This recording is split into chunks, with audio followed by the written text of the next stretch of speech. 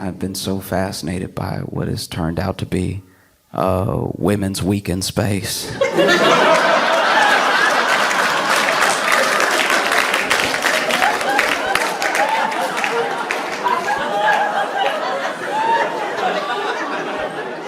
Could not have seen this coming.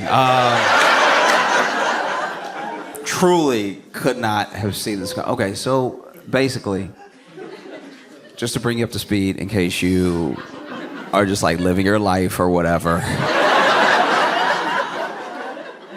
There was a Blue Origin, they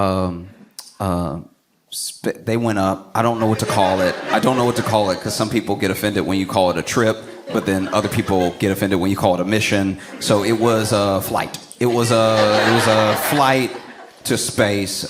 So on this flight to space, on this Blue Origin flight to space, you had Carrie Ann Flynn, who's a film producer. You had Lauren Sanchez, who is Bezos' fiance. You had Aisha Bowe. I think that's how you pronounce her name. And she's an actual like aerospace engineer. And then you had Amanda Wynn, who is a bioastronautics researcher, which when I saw the words together,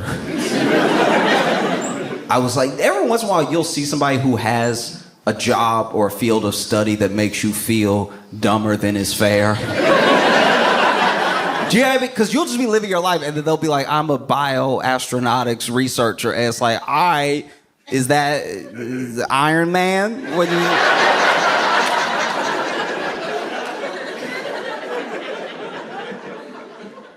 I don't know. She went to Harvard, so you had Carrie Ann Flynn, you had Lauren Sanchez, you had Aisha Bowe, you had Amanda Wynn, you also had Gayle King, and then you had Katy Perry.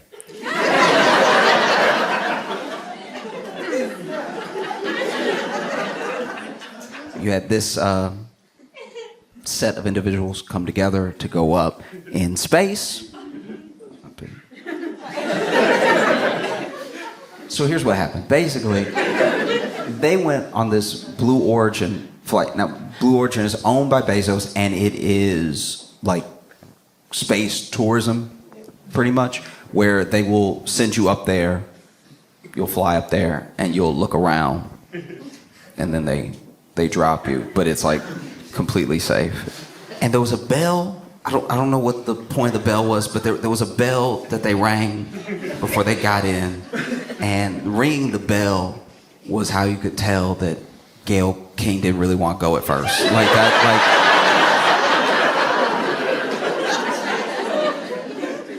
like that was tough. In case you didn't see it, I think Aisha had just rung the bell. She was all happy. She was like, yeah, you know. Gets into the little craft, and then Gayle's walking up behind her, and she goes,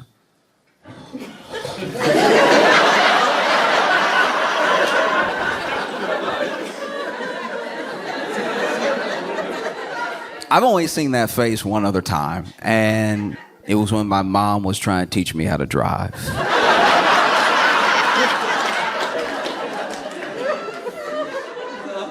I love my mom, and I know my mom loves me, and I know that my mom, but she believes in me sometimes too much, you know? Like, my mom would say the stuff that parents are, like, quote unquote supposed to say when you're a little kid. You can do anything you put your mind to. Ooh, you know, you may not get it now, but if you work harder, you're smart enough to figure it out. All of the positive affirmations you're supposed to give a kid to get them to accomplish something down the line, something difficult, right? Something that may seem nearly impossible. And I really believed my mom when she told me these things. When my mom told me, oh, look, you may not be the fastest, the strongest, you may not be able to grasp something right away, but if you put your mind to it, if you put your mind to it and you read that sentence over and over and over again, eventually you'll get it. And then if you keep doing that with the whole book, you'll understand it. You know, it's just, my mom was, always imparting on me that enough attention and hard work could get you to the places that talent got other people easily, you know?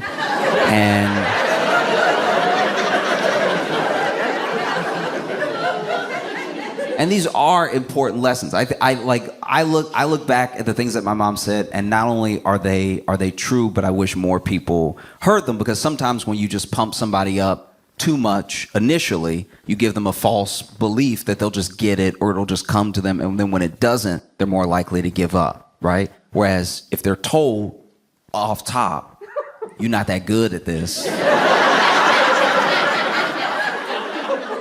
they'll know that there's something to work towards, and that the thing is possible, that everyone who ever accomplished anything wasn't already good at it. It took work, it took perseverance and everything. And I believed my mom when she told me all these things, until it was time for her to teach me to drive. Because when we got in the car, my mom was making a face that didn't exactly say, you can do anything you put your mind to. You know what I mean? Like, you know what I mean? Like if I could do anything I put my mind to, I'm putting my mind to driving, and then you get in the car with me, you sit in the passenger seat, and you going...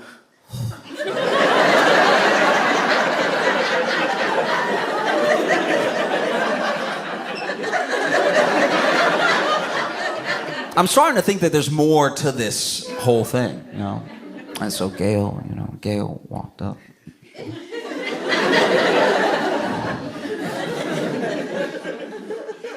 They all get in the craft and they all pop off. They all get in the...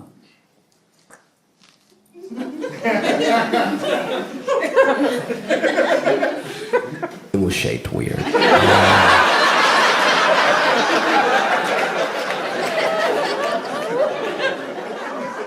But I'm not an astronaut. I'm not a physicist, I'm not a scientist, so I will be using the wrong terminology a lot. Be patient with me. But this rocket craft, this... It wasn't because a ship feels substantial. You know what I mean? Like, the Death Star feel like a ship. This feel like the tip of a rocket. Feel like they got in the tip of the rocket. And so they in the tip, and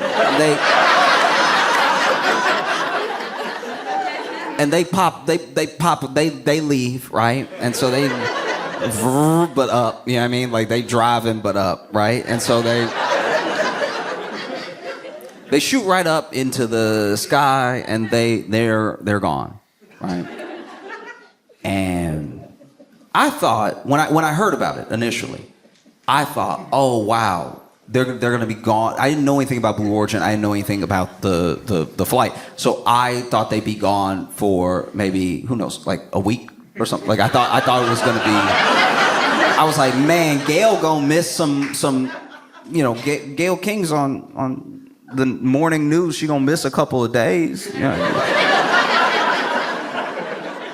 Katy Perry's got a whole tour that she's starting on, like, and I'm sure that, you know, Aisha, like, I'm sure the people with like jobs I can't pronounce also have somewhere to be. So I'm like, they're gonna be gone for like a week, and then they came back almost immediately. It was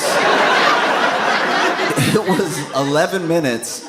I didn't know it was gonna be 11 minutes, and honestly, 11 minutes. Because here's the thing. The whole thing is a very cool sounding thing, and I've never done anything like it in my life. So I'm not diminishing what it must be like to go up that high. I'm just saying I've been on runways for an hour, and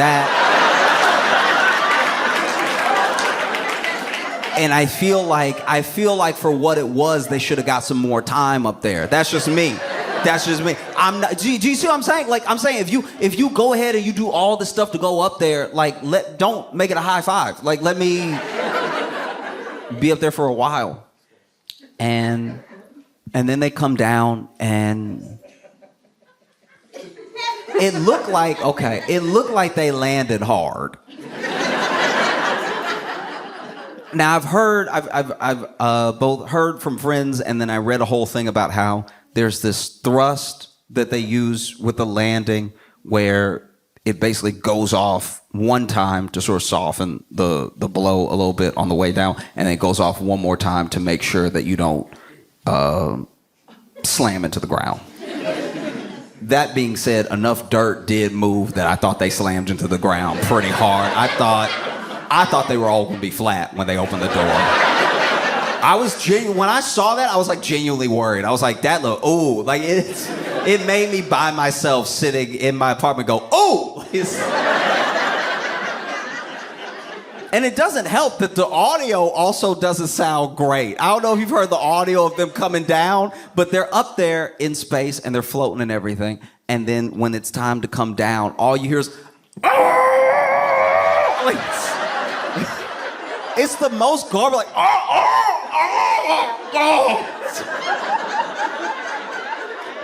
It made it sound like they were hurting them in there. Like,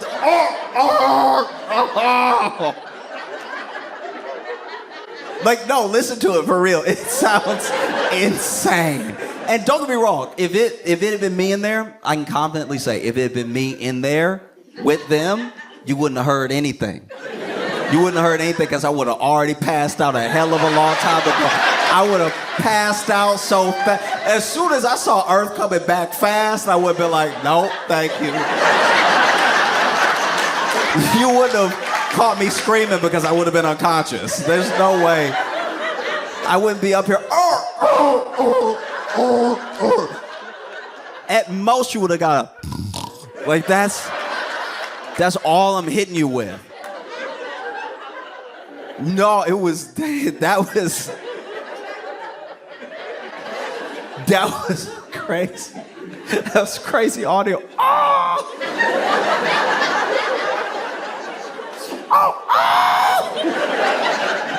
It honestly felt like, okay, because it did low-key feel like what happened in the landing was like somehow everything Gail was worried about going up. You know what I mean? Because this is also what happened.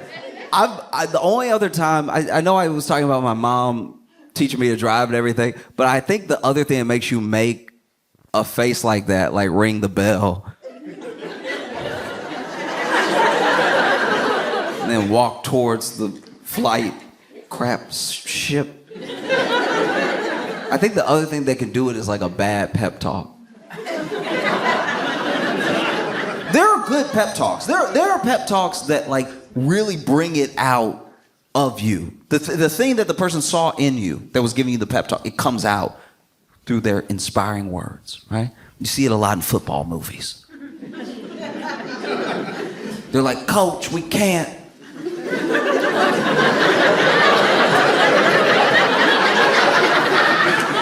Coach, we can't get another touchdown. They big.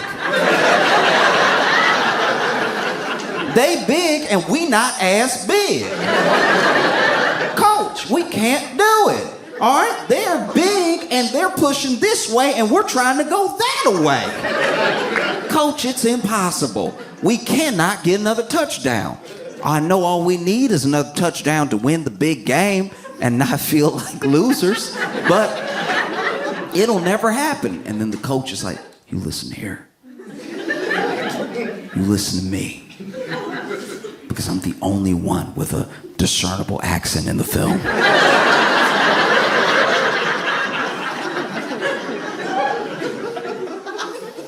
You can tell me all day what you can't do. But even when you say it, even when you say you can't do it, you know what's in there? It's can.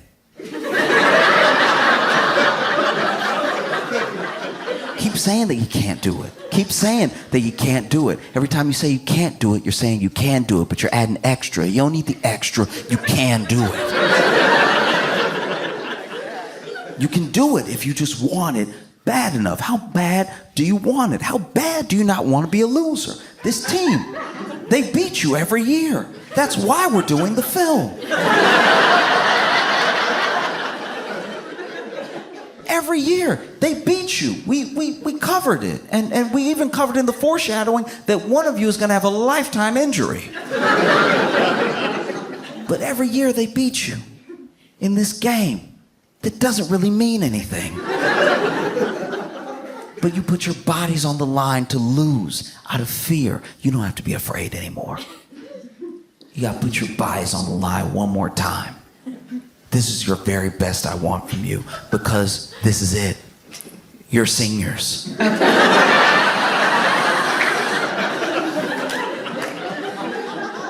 this is all you have. Some of you are barely gonna graduate.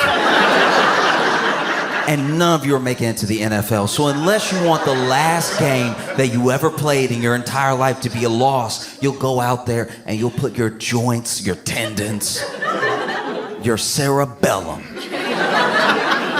You'll put your knees, your ankles, your Achilles, your MCLs, your ACLs, your finger joints. You'll put it all on the line, all for the sake of that American pigskin to get to the other side, because this is war. This is exactly like war, except you're not really fighting for anything.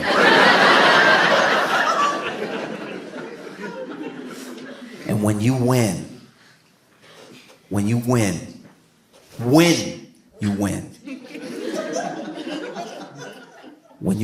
make it to the other side, when you get that touchdown and you're standing there and they topple over the field goal post, which is going to cost thousands of dollars. And everyone runs on the field to try to lift you up, and they hurt their backs because they're old. But you're all this town has, because industry left decades ago. And so they'll try to lift your oversized bodies on their shoulders. But it won't work, because everyone in this town somehow has sciatica. So it's not gonna be pretty. But when they lift you up, and you, quarterback, when your girlfriend tells you she's been keeping it from you the entire season, but she's pregnant, you'll be like, wow, at least my son's gonna have a winner as a father.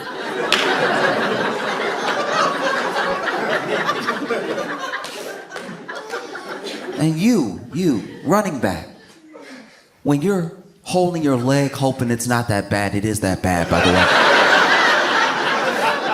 Hoping it's not that bad. You're dragging it, trying to celebrate with everybody because you're behind, because everyone sort of ran to where the touchdown was and you were hurt, so you couldn't get there, and then everyone trampled you, but you got up, which is important. When you're all lifting your helmets, like they're the helmets of warriors. I want you to think about this speech. I want you to give yourself this speech every day that you go to a job that you hate. Because this is how you're gonna get through life. This is an all-American pep talk. Now go out there and win. Or don't and hate yourself for the rest of your life. But go out there and do it, right? I felt like Gail got a way worse pep talk than that. I feel like Gail's pep talk was just like, girl, why are you so nervous? You ain't gonna die. You know how hard it is to die? You're not gonna die.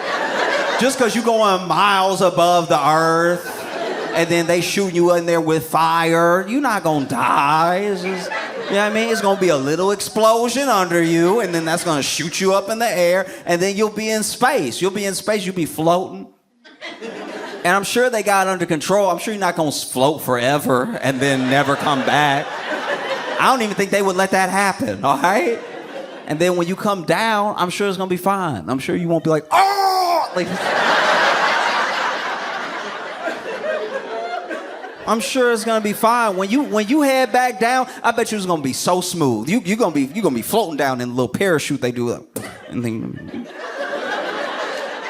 I guarantee it. And then when you fall, you know, when the little craft hits the ground, you won't break your back at all. You know what I mean?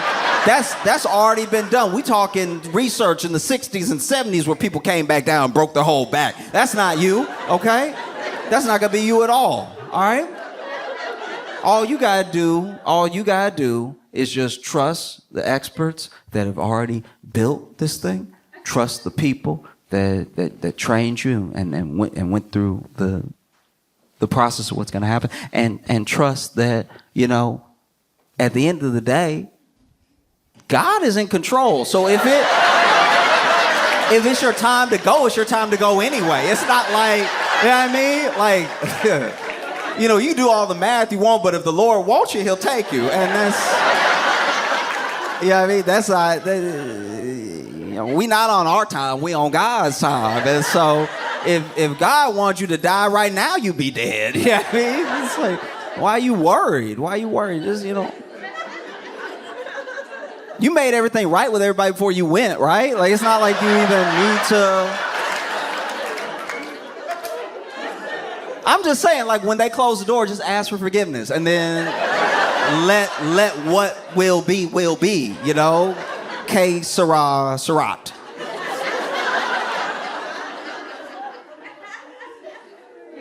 No, she just looked like she got one of those rough pep talks that had her like, okay. And they went in there. And when they shot up, they had about, I had to read this part, I wasn't sure, but they had about 4 minutes of like weightlessness, which I thought was zero gravity. It turns out it wasn't actually zero gravity. They were falling, but slowly, because they went up to the, I'm gonna mispronounce it, but they went to like the Kármán line. And the Kármán line was discovered by this dude named Kármán, named after himself. That's what dudes tend to do. It's my thing. So just so you don't forget who brought you here. But yeah, Kármán was he was German, and I had the absolute pleasure and the honor of going to the Jet Propulsion Lab today and getting a tour. Well, don't clap for me. I didn't know anything before I got there. But I got a tour, and they were explaining that Kármán was German, but he came over before. He wasn't.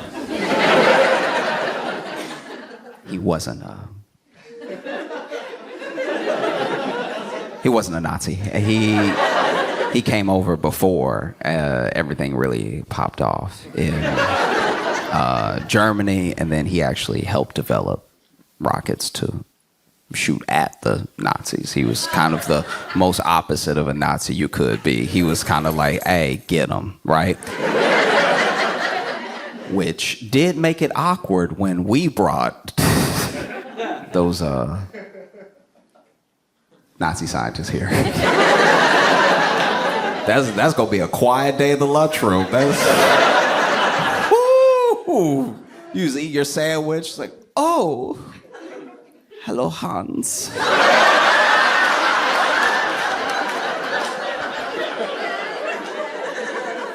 I see you made it out.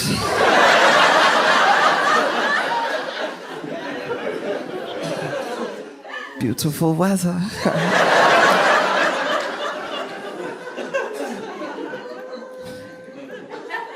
Yeah, basically, they went up to the Kármán line, and then when you go past the Kármán line, that's like when you're like in space. Now, admittedly, I didn't know any of this, so I thought it was all space.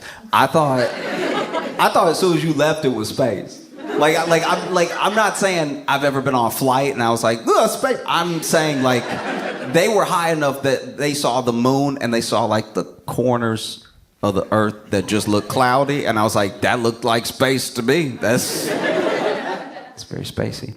And what I loved about them floating, so a lot of people gave them like a ton of flack as if they were just taking selfies the whole time. It's not they were taking selfies. There's just cameras in the thing. They were looking at the cameras, but the cameras are above the window. So everybody's like, why are you looking at the camera? Look out the window. It's like, no, they were looking at both. They can see the window because the camera's right above it. And so they were looking in the camera some of the time, but you can see where everybody's looking out the window too. And they were weightless, so they were all excited. They're like, oh, look. And they were like, one of my favorite things was at every stage, there's just so many there's so many shots of Katy Perry floating in front of the camera that were genuinely very fun. Like someone will just be in the middle of like, and then Katy Perry.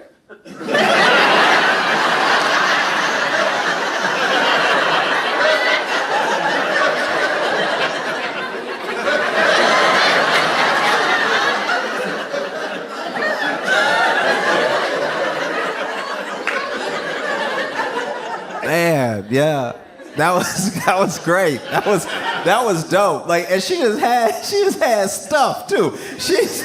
There was one point she had this daisy, and I was like, all right, yeah, I guess.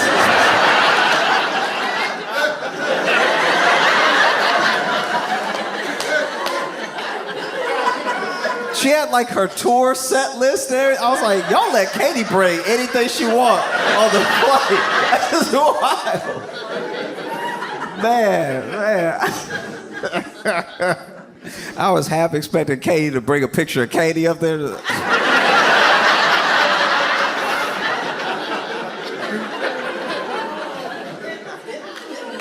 That was dope. And they were having fun up there, you know. It was nice to see people, you know, have fun. Then they came down and everybody was so mad. Everybody was so mad at them. Everybody treated those 6 women like they were another reboot of an all-female Ghostbusters. Everybody.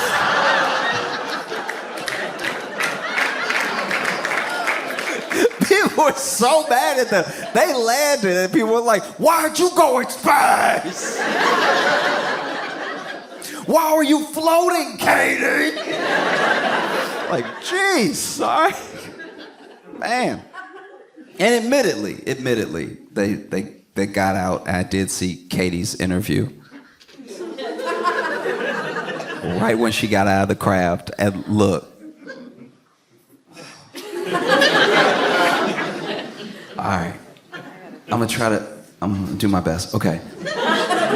I know when somebody is like annoying or odd online and you say one thing, you're one person that says one thing, it's not, in your mind, that big of a deal because you're one person saying one thing. You might not even be saying anything that nasty. You're one person saying one thing. But if 10 million people all say something, we are now piling on one person who didn't do anything but be, I don't know, I guess a little tone deaf or annoying or whatever, right? So quickly, what could have been like a couple people being like, that's not it, turned into the entire internet being like, oh, send her back.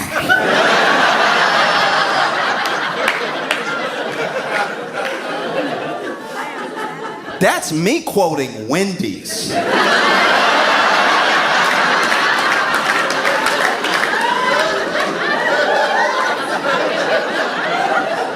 You know Wendy's, the sandwich company. You know Wendy's of baked potato fame?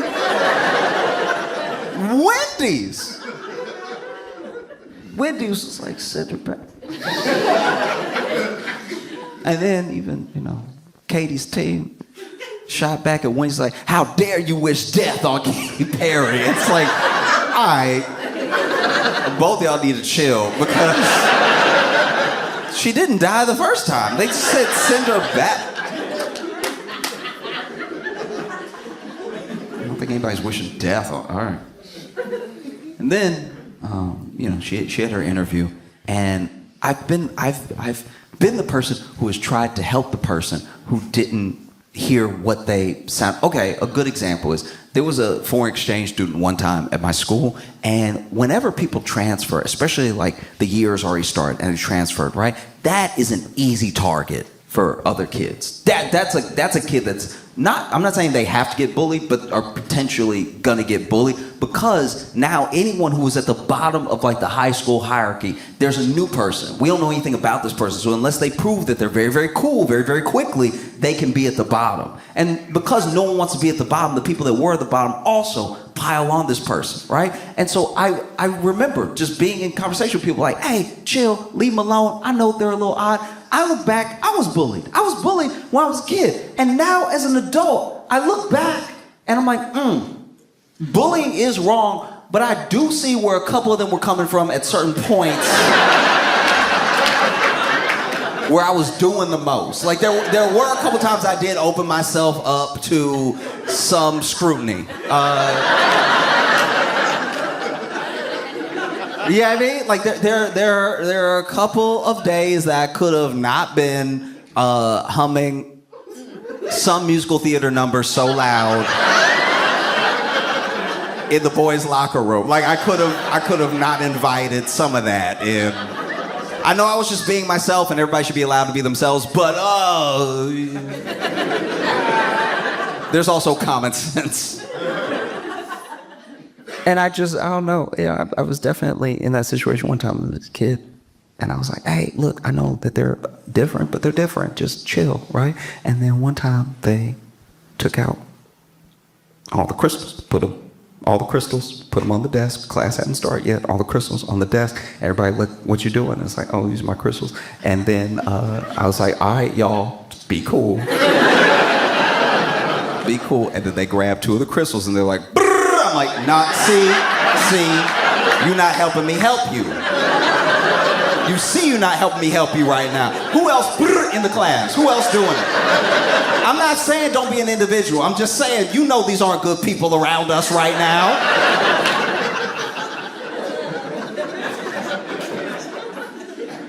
I don't want anybody to be just bullies for being themselves, but yeah, she comes out and they ask her, some questions. And admittedly, this is the other thing people got to keep in mind, that some of the questions they asked her were a setup because that person interviewing her was not like a journalist. I'm pretty sure they worked at Blue Origin. Because the first thing they say to her is like, you're officially an astronaut. She didn't say that. They said that to her. And she was like, thank you. And then they were like, tell me how you feel. And she was like, I feel so connected to love. Y'all be cool. See what I'm saying? You see, this is how it happens. I know. I heard it too. I know. But y'all be cool. Because Katy Perry was doing a lot. In fact, Gayle K, they asked Gayle K, they were like, hey, what was it like? And then she was like, oh, we get up there and Katy actually sang. When we were up there, she sang What a Wonderful World. We were up there. And to me, just to me, that sounds like a little too much. We only gonna be up here for like 5 minutes. I don't know if I wanna be floating, listening to what you've elected to sing to us. It wasn't like they were floating like, Katy, now! Like that wasn't, I'm guessing, I don't know. I'm not saying anyone didn't enjoy it either. All I'm saying is that that's what Gayle Cake said, and when she said it, I had hoped. This is what I genuinely want from the bottom of my heart, is for Katy Perry to have sang What a Wonderful World like Louis Armstrong. That would have been fire. I'm not gonna lie. That's a Katy I can get behind. If Katy, I see his ring, railroad through. Floating? If Katy Perry had been floating, singing what a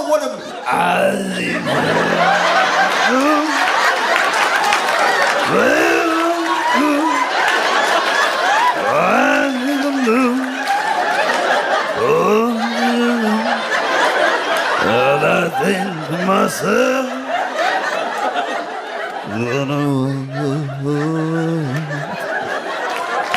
be amazing. Oh,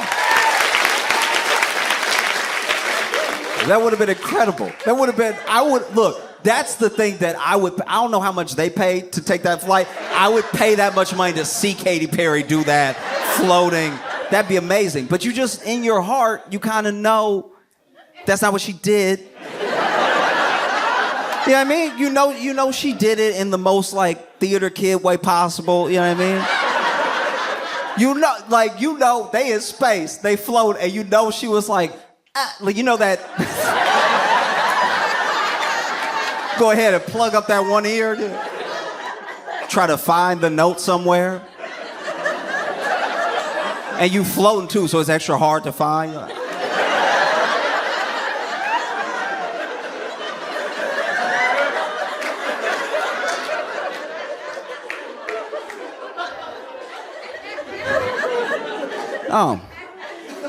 People were so mad. I didn't even know, I don't admittedly know much about space at all. I don't at all. That's the wildest thing, is that I shouldn't even tell you this, but basically, okay. So I went to the Jet Propulsion Lab, and they showed us these arrows that are basically tracking pretty much like all the things that are known, right? So pointing at Mars, pointing at certain like planets, moons, everything, and the arrows will randomly change based on what they're pointing at. And admittedly, this is how dumb I am, right? I was confused when everything wasn't just pointing up.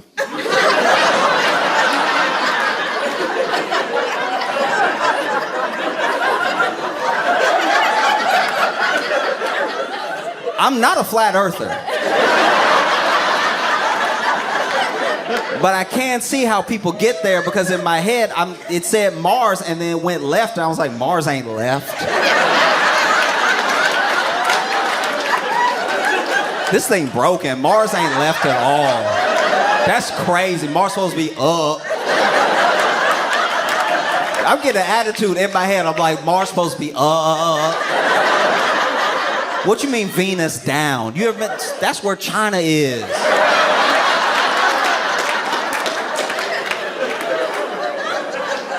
People don't have any sense, you know what I'm saying? Like, that's wild. They just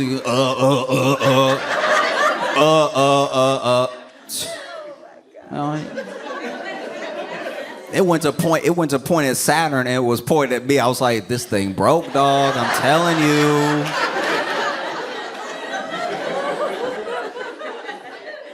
No, I don't know much about space, and there were so many people that were like, they faked the whole thing. They didn't even go up. They never went up at all. The whole launch was AI, and then when they landed, that was a tape from a different time, because those people definitely died. And it's like, no, they don't need to fake it. They don't. I'm not trying to come out in support of like Blue Origin specifically, but it's like they don't need to fake it. This is like the 11th one that they did. They did like 10 of these already, and no one cared. Like, they didn't do the whole press run like they did for this one, so they just did 9 of them in peace. The first one that they did, I think, was William Shatner was on it, and he was like, I was saying all this space stuff, and it's like, bro, you also...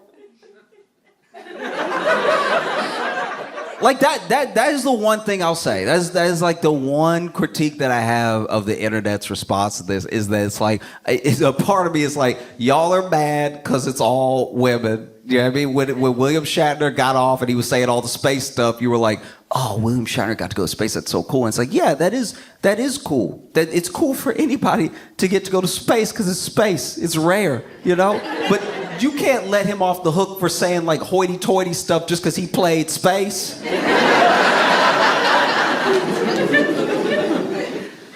This is my thing. Maybe I'm the only one that feels this way, but I was happy for Gail that she got to go. I know that she's not, you know, like an astronaut. I know she's not trained in this sort of thing, but Gail needs a break. We make Gail interview everybody before their life fall apart. We made Gail interview R. Kelly right before jail. Don't act like you don't remember that. We made Gail sit there. R. Kelly know he going to jail too. You could smell the jail on him. He knew he was going to jail. That's why he was sitting there, didn't know what to do. He was half singing, half crying. Is this working? Sweating, people coming up to blot the sweat off, and you're like, y'all killing me! Hitting notes while he screams. Gail had to sit there the whole time. Robert.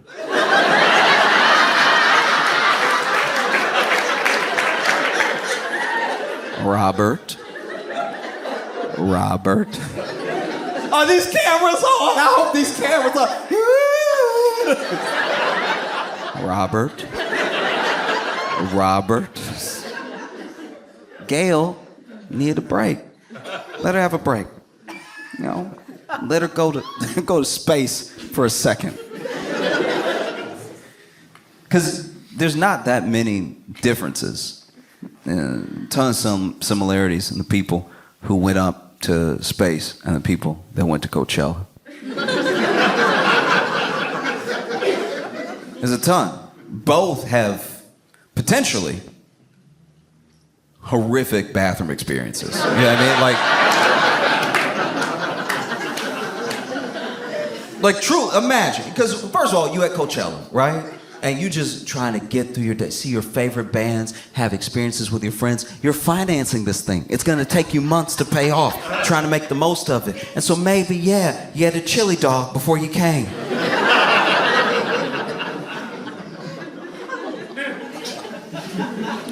Now you're standing there, sort of stand dancing, listening to Weezer. Sick riff comes in, and right then you feel it.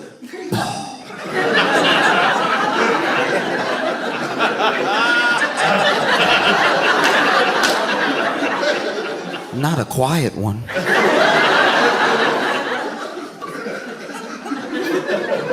A quiet one is your body telling you, hurry.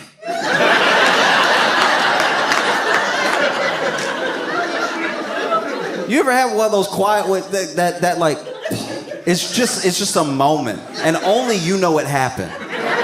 You're the only person in the world that knows. It reminds me of those moments in a horror movie where a little kid's like, run.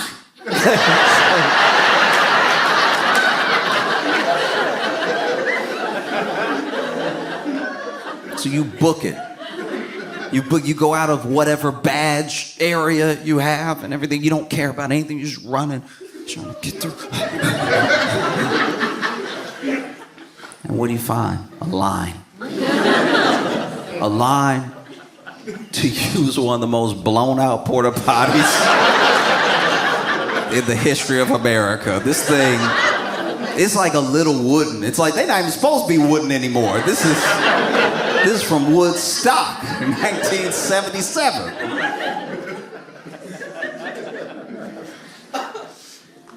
Same thing. You know, maybe try and make the most of life. You get this incredible experience. You get to go to space. You get to go to space with these incredible new women that have come into your life through this experience. You've had your 2 days of training together, getting to know each other, doing this like op-ed together and everything, and you try and enjoy life to the fullest, and so you do. You get ready to go on this space trip. It's gonna be 11 minutes, but they're gonna be an incredible 11 minutes of your life. And so yeah, before you leave home, you have a chili dog.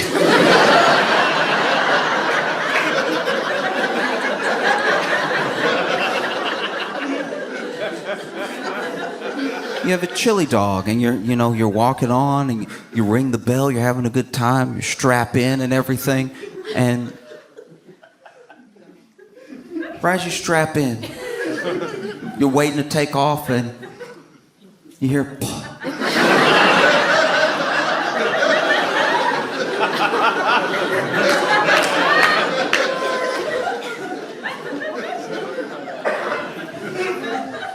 They take off, you feel a couple G's, you're like, no.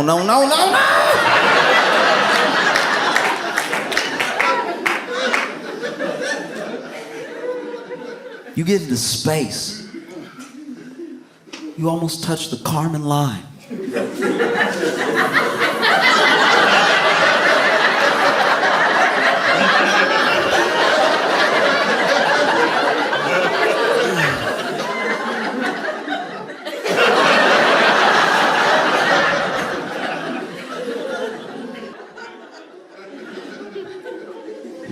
Then you hit the ground. You hit the ground. Plop. Okay. I made it. 11 minutes. I held it together. You pop out of the little pod, trying to calmly look for the nearest bathroom. Everybody clapping. Oprah there, the Jenners, everybody clapping. And then somebody runs up. How's it feel to be an astronaut?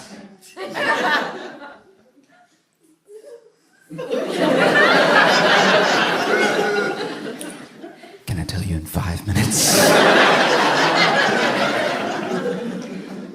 Oh, there's a ton of similarities with Space Trip and Coachella, both cool outfits. You know, people at Coachella usually make theirs, but they have these cool suits made and everything.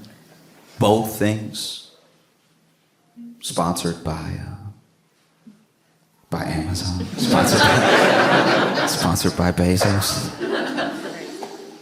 Both things yield really interesting, esoteric captions on Instagram. You know, they ask Katy Perry how she feels, and she goes, "I feel so connected to love." This is the most powerful spiritual loving experience I've had, second to the birth of my child, right? And be honest. Tell me that's also not an Instagram caption about Coachella. Like that, like if we're being fair, you know? When I watched Katie's interview right out of the pod, I was like, y'all clouded this woman just because the edibles hit. Like, everyone was so mad. They were so mad. And I don't even think they're mad at like Katie or any of those women. I don't think they're mad that like the thing is like tone deaf in nature or whatever. I think they're mad because people are like having a hard time living. Do you know what I mean? It's like they are kind of like the easy placeholder right now for how we feel about how the actual world is. No one's really mad at them. If they had gone and come back, you wouldn't have known. That's how little it affects our actual lives. But we're mad because we see it and we see like, because the thing with a Blue Origin as well is we don't actually know how much it costs to go up. And we know some people get invited to go up and some people have to pay. But they do a thing, and this is very crafty. This is how the rich stay rich, right? We know that it's like $150K deposit if you want to go. We don't know what the next installments are. And I feel like we don't know what the next installments are so they can charge people different stuff. Because maybe you put down 150 and then you have to pay another 150 to go up. And then you put down 150, but you got to pay 500,000 to go up. And as long as y'all don't talk, it's all good. Because these people come together from all walks of life and all these different places in the world and they go up. But for a similar flight, for a similar flight to what they did, there was a guy who paid $28 million. All right? He's allowed to be mad. He's allowed to be mad that anybody got to do it for free because 28 million, even if you're a billionaire, 28 million is still a damn, like that's wild, 28 million. So I'm just saying, it's wild that thing, we're assuming anyone on that flight had to pay. I can't imagine Bezos making his fiance pay. You know, I don't know if anybody on that flight paid. And I know that the only poor version that we have of what they did is froyo. Because you ever been filling up your cup and you don't have that much of your account, so you gotta fill it with hope. You gotta hope that like, that's a lot of air. That's a lot of air. Let's just put it on the weight right here. $5.50, thank goodness. One time I was getting froyo and I was by myself, but there was a woman checking out before me, and she had stuffed it, got the cookie dough in there, and she had the M&Ms. She had a couple extra flavors, and it was high. It was like a little pyramid of froyo and everything. And then old boy went to ring her up, and it was $135. And I was like, I know he lifted the scale because I'm looking at $17 easy. And then it was my turn. And I put my little one flavor with 2 popping bobas in there. And he rang me up for $13.59. And I was like, so... you got your thumb on it, or what you do? This is crazy. Because I don't think we're that mad at them. I think what's actually happening is that it's very hard to get by right now, and it's hard to escape. And I don't know. Everyone could use a little escapism one way or another, and we're losing access to that because whether you want to go on spring break, and spring break is the most expensive it's been in potentially recorded history. Or you want to just go to Coachella. Dude, Coachella tickets. So I didn't even know this was happening. Apparently there are people that are like financing their Coachella trip in like installments. Like they put Coachella on layaway. And it's not like some people. Apparently it's like 60% of ticket goers are like on a payment plan for Coachella, which is insane. That's wild. That you, in increments, long after, you still paying for Coachella, long after Coachella and stuff. And then you see these people who get a break. They get to go to space for free. And you know they could have paid. You know they could afford to pay it. You get angry. And I think people would be less angry if they just went ahead and whether they did a whole flight or half a flight filled with people who just need a break. You know what I mean? That's all you gotta do. Just get like two of the most tired moms you can find.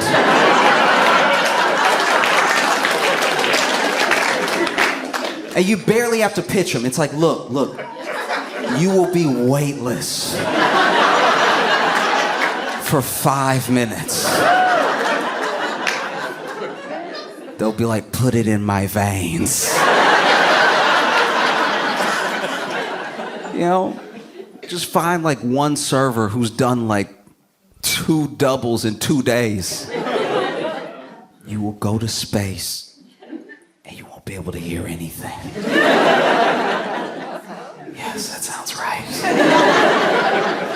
You know, somebody who's down on their luck just needs to pick me up. Somebody who life has been incredibly hard for.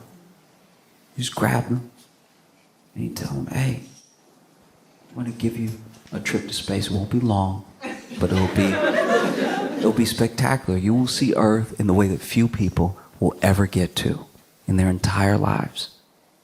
You'll see the beauty of the entirety of the planet, and you'll see how small all these people, all these problems, all these things are in the grand scheme of the universe.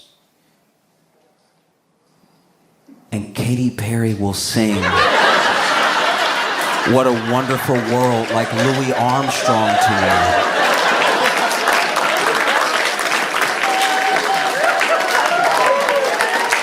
It'll be spectacular. Y'all been amazing. Thank you so much. I appreciate y'all so much. Y'all have a fantastic night.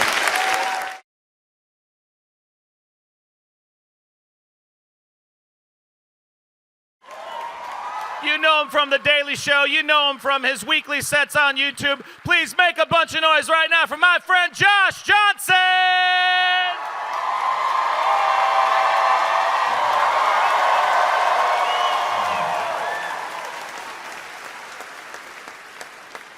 I think that the gift that someone gives you says a lot about who they think you are. I was given a gift by a friend, and I could tell that he hadn't given gifts to people who weren't like in his immediate family or people he was dating, you know? Because there are some people, they're very good at giving gifts. They have a real talent. It's an impeccable, like uncanny way that they can just tell what you need or what you'd really enjoy, and they get you that exact thing without you even having to say it. And then there are men. And so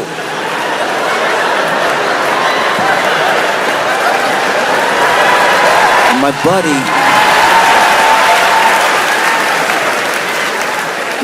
got me a gift. Usually when you give someone a gift, they're like family or it's a special occasion. You know you're gonna have to get them a gift, right? It's rare, especially as you get older, to make a friend and become close enough that you need to get them a gift. That's like a barrier that some people just don't. Like if you're a coworker and y'all have been hanging out outside of work and everything, and then Christmas comes around, you're like, you know what? Let me get my coworker, let me get my buddy a Christmas gift. You don't have to.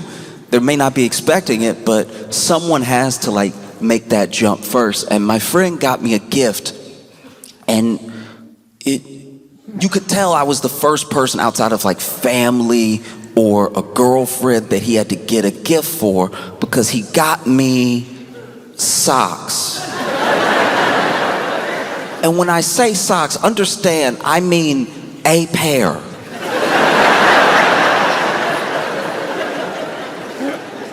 Not like a bunch of socks, not a bunch of different crazies. He got me socks. And I don't know what that says about me. I don't know what that says he thinks about, because I've never been around him barefoot. I've never given the indication that socks is what I'm missing. I've never been in sandals around him. I've never had ashy feet. He's never seen my toenails. There's no reason socks I'd look covered for, you know. And so he got me these socks, and if you're gonna give somebody, as a gift, if you're gonna give somebody socks, just hand them to them.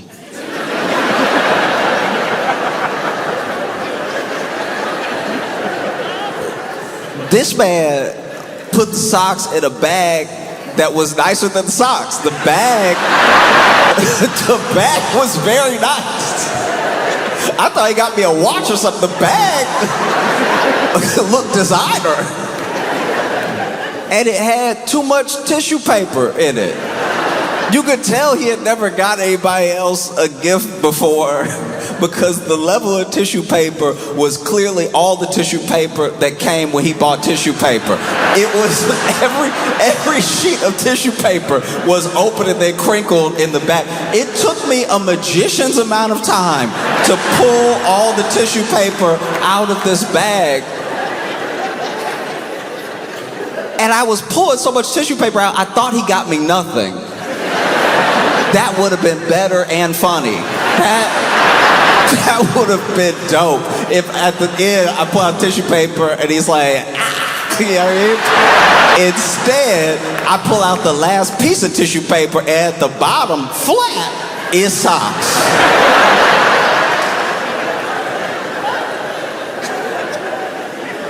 And I'm not, look, any gift, any action like that, any act of love like that, I genuinely appreciate. And so I said thank you instead of why. I could have said why. I was thinking why. But I said thank you, right? And inspected the socks a little bit, and there was something amiss, because it was two socks.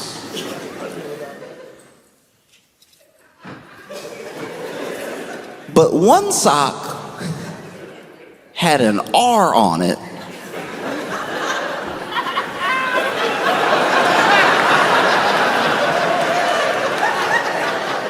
And one sock had an L on it.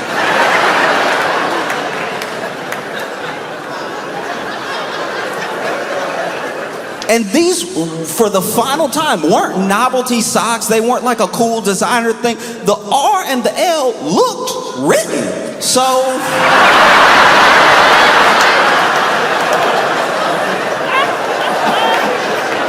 you are indicating I need a ton of help.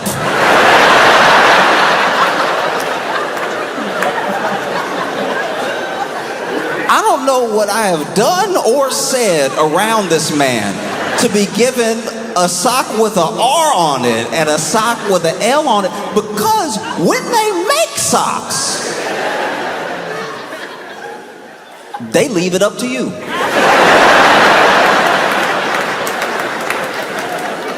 When all these sock makers make socks, they're like, you know what? I bet he gonna figure it out. You know, I don't even think you could do it wrong unless you put 2 on 1.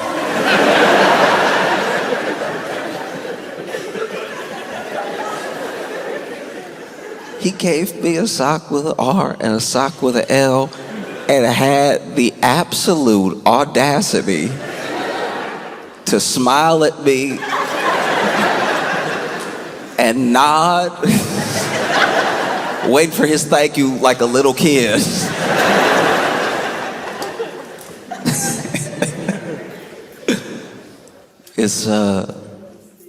It's wedding season, and I've been to a ton of weddings. In my life, I've been to a lot of weddings. A lot of people that I know love people.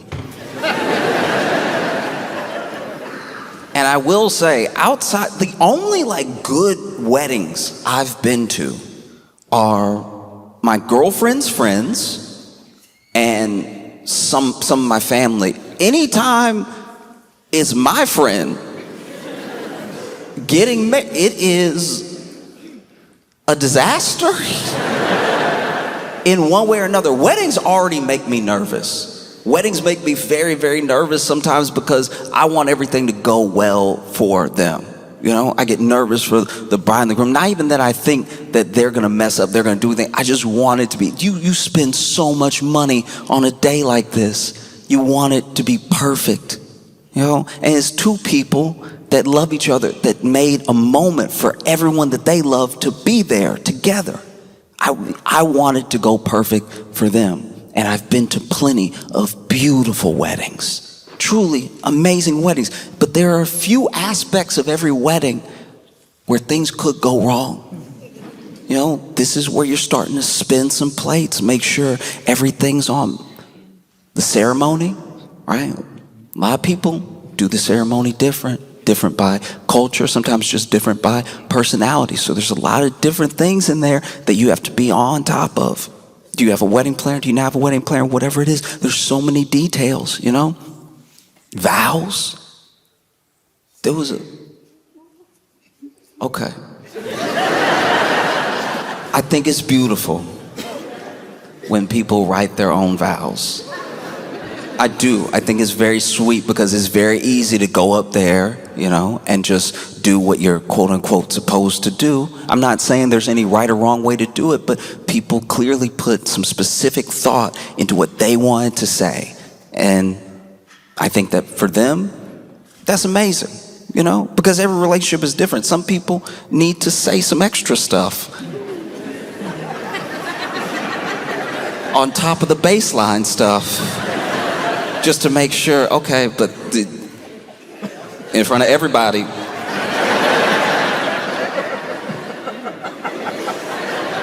God. And I've been to plenty of weddings where people write their own vows, and it shows the relationship that they've built over the time that they were together, engaged, everything, and it shows what's important to them specifically in this relationship. But there was one wedding where they wrote their own vows, and she went first, and they were beautiful. They were commitments that she was making in front of everyone to him, things that she was going to do because she knew how important they were to him, and ways that she would nurture him and make him feel like the person that he felt that day, right? We're going to keep this moment forever. And he also had some beautiful vows, commitments that he was making to her, that he wanted her to understand he would keep until the day that he died. The only problem is he wrapped them.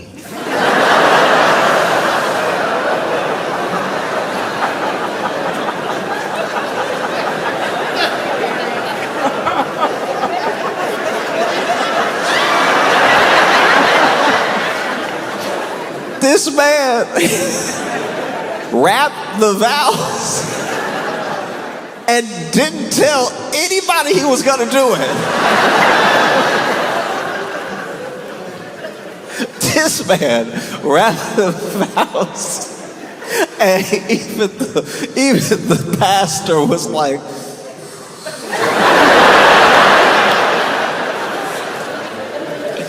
I don't rap at all, but I've never rapped in a way that made someone lean away from me.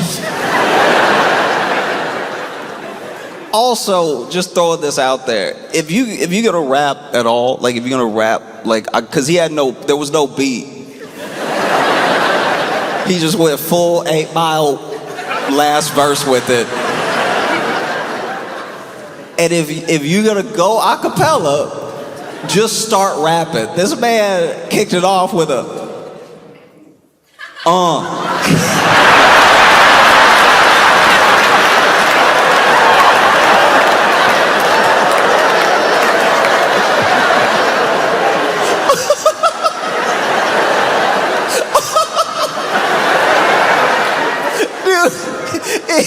if your vows start with there's just you're in the most singular relationship of human history. Like, and it wasn't just like it was,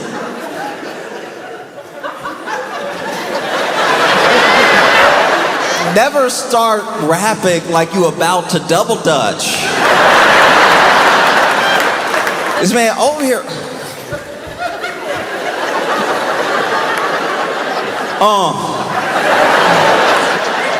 You can tell she wanted to be like, what's happening?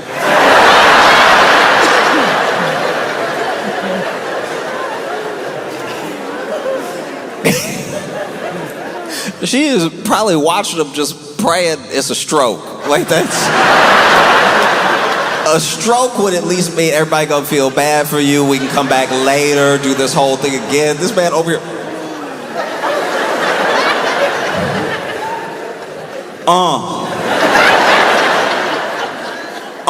Double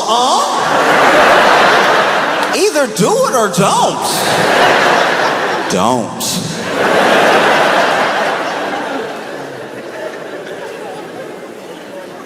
This man rapped his vows and they were a couple pages long.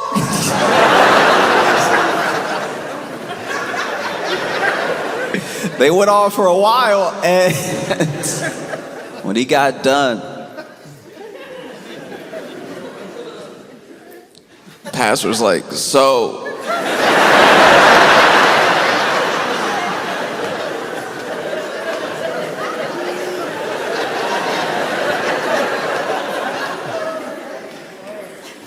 do you take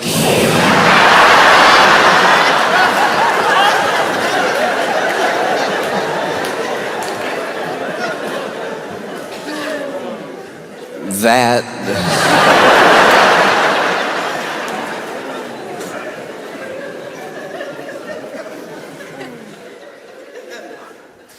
and she said no.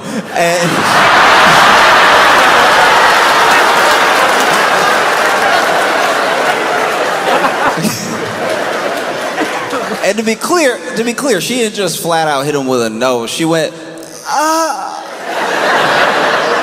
which is a reasonable response. But I was split on it, because it's like, you're getting married, and if you're gonna marry someone, you should know whether they're gonna impromptu rap or not. Like, that feels like a very particular trait. If that went over your head, y'all have problems as a couple that need to be worked out that are beyond the hip hop. Cause it's like that. It was tough. It was tough. Cause on one hand, I was like, I get it, and on the other, I was like, alright, but like, once you're engaged, I feel like the ick's gotta go out the window. Do you know what I mean? Like, love is supposed to go over ick. When you are with the person and you declare you're gonna be with a person for the rest of your life, you do take on their embarrassment. Like, think about it. Like, you'll be married one day being like, yeah, that over there embarrassing me, that's who till we die, I'm gonna be embarrassed. That's what I signed up for. Well, the ceremonies are also short. Like, as much of the wedding day is about the couple, the actual ceremony is usually not that long. You know? And I've been to full-on, like, mass Catholic weddings where even the priest was like, okay.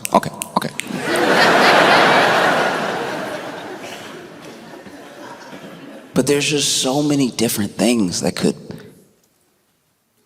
go off the rails, you know? There's that moment in a lot of weddings, especially when you do the traditional vows, traditional reading and everything, where they say, if anyone has cause, if anyone, it's different wording in different places, but if anyone knows why these two should not be wed, speak now or forever hold your peace. And most weddings I've been to, everybody at least look.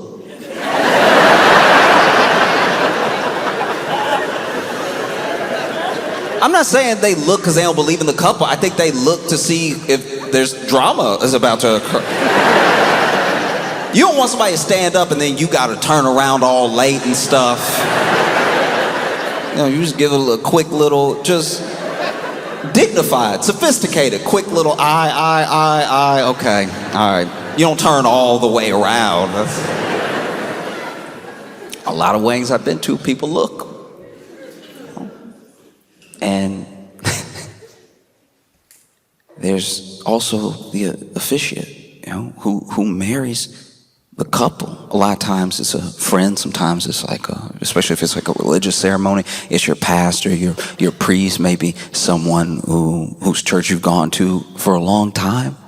And that's very important to the couples that it's important to. I want this person to marry us, and every once in a while, you can tell. I've been to a wedding or two. I went to a lot of weddings in my early 20s when a bunch of my friends were getting married. I was living in Chicago and stuff. And I would go to the wedding thinking like, wow, I'm over here by myself. They've already got life figured out. They picked their life partner already. We're like 22. This is wild, And I remember one time I got off work. I got the one day off work, so I had to miss the rehearsal dinner. And so I took a bus the next day, and being like 20 something, I didn't think it through. And so I just was like, let me go ahead. I'm gonna barely make it to the wedding as is. Let me go ahead and be dressed on the bus. And so I get on the bus, and the bus's air conditioner is broken. And so I sweat for 3 hours to the wedding. But I lucked out because I get to the wedding, and it turns out at the rehearsal dinner, everybody got food poisoning. So I look about as bad as anybody else. We're all sweating. And the pastor officiating the wedding clearly was like the worst off, Everybody clearly had like a little bit of an upset stomach and sweat some of it out and everything. Some people looked a little green and stuff. But the pastor was fighting to get through this ceremony, and they want a ceremony at a church, and so he has to do a whole sermon that's attached to like getting them to the vows, right? And you can tell he's losing it because there's a point where he's sweating, and he's not a lot of preachers sweat, but they sweat after they preached.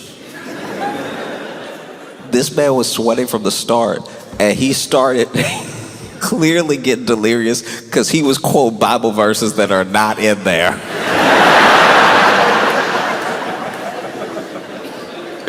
He's over here talking about like the 5th book of Corinthians, and I'm like, nah, dog. I think you seeing double. I think you seeing extra Roman numerals in that Bible. You need to sit down and deliver some of this sermon. And every once in a while you could tell he was like feeling himself like he was breaking it for a second. And he'd be like, because God. And then anytime he tried to get like real preacher with it, you could tell he was like, uh-oh.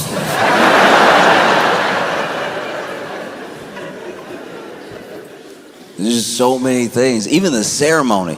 Figuring out how to get people from the ceremony to the reception is sometimes a battle, especially if they're not in the same place. I've been to a lot of beautiful weddings where they were in the same location. You just got to walk to like the other part of the building or right outside or wherever, and it all works. If you got to get people from one location to another, it can be treacherous. People can be lost. I don't drink, so I don't really deal with this particular aspect. I don't know in a wedding when people are supposed to get drunk I just know they start getting drunk right after I do. And some of it, I'm like, when? When did you drink? How? We just sat down to eat.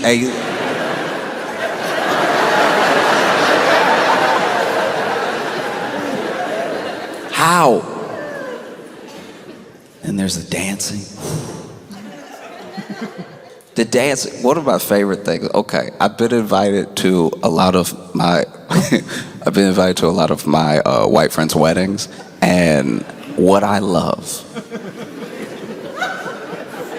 one of my favorite things in the world is the moment that you can tell they're about to break it down. The absolute moment that they have locked in, and I don't know if it's the liquor, the song, I don't know what it is, but they're like, I don't care who's looking, I don't care who I came here with, I'm about to express myself.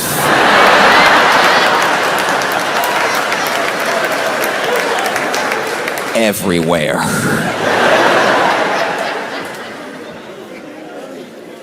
And what I love about it is a thing that I noticed once again, in my 20s, going to some of my friends' weddings from back in Louisiana and stuff, there's a face.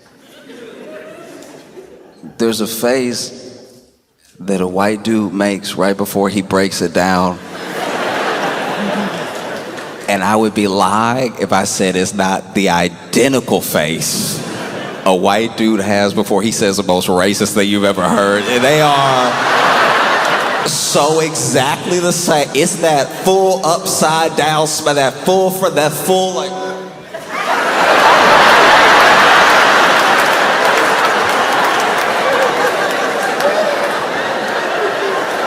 This is the face that a white dude makes before he Dougies is the same face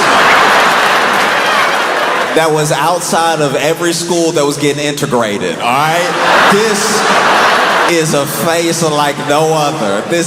You know there is so much joy. When a white man makes this face, he's either about to do the worst thing possible or the best thing he's ever done.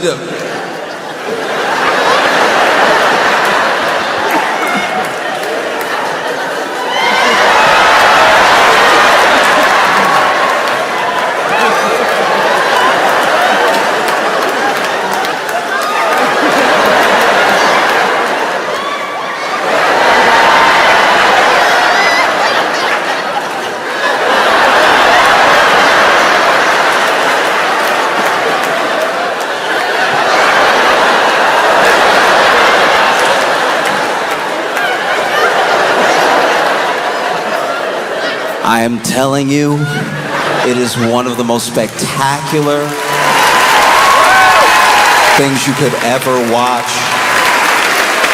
because it is coming from a place so pure. I don't know how many drinks it takes. Some people it doesn't take a drink at all. Some people that's just who that comes out. You know? Then you have the reception, you have the speeches, and the speeches can be tricky.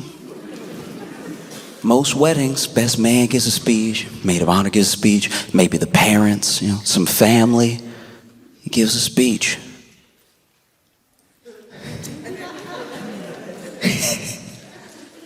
And I don't know, if you know you're gonna give a speech, because this is hard.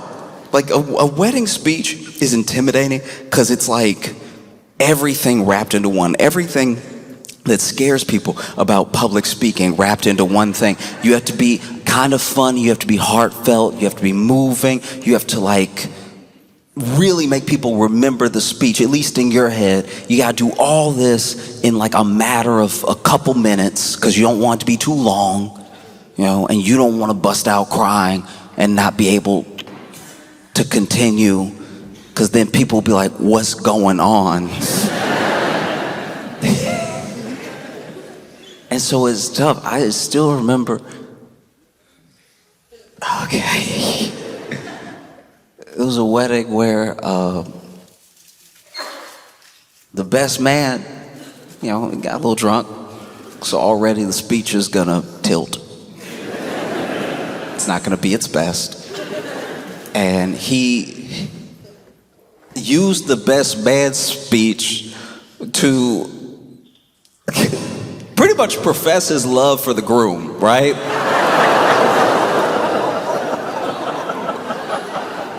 And it's like, bruh, you are exactly one ceremony late.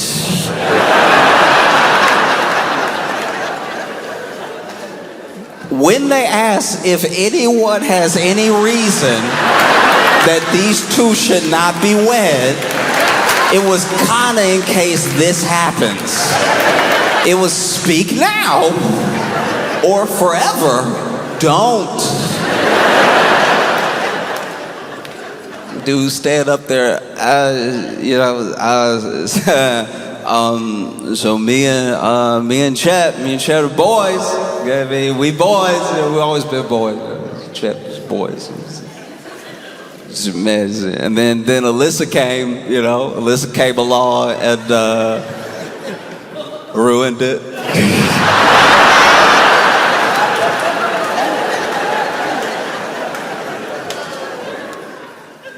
I've just been thinking about a lot of wedding stuff. I was reading the news and I saw Jeff Bezos got married to. I know. He's not here.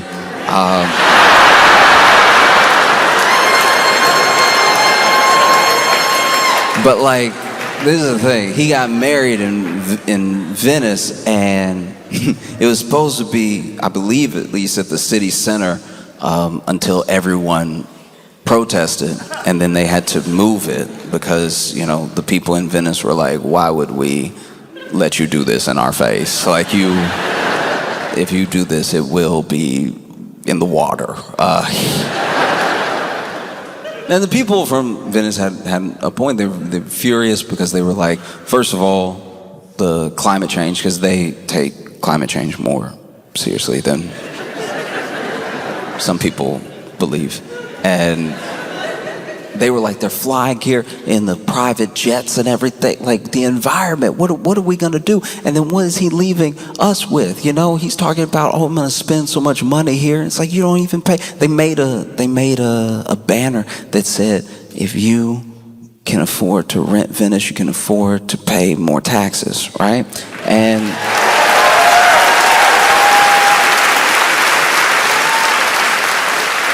And even more so than the sentiment of like the big banner was just that they used a really bad picture of him. And I don't know, I'm speaking as a sensitive person. If you got a bad enough picture of me, you really don't need to say anything else. Like, you got me good. No, I'm gonna think about it all day. Because apparently he spent $50 million on the wedding. $50 million. How do you even get to 50 for a wedding? 3 days, 50 million. You gotta leave something for the divorce. You spent $50 million knowing you cheat.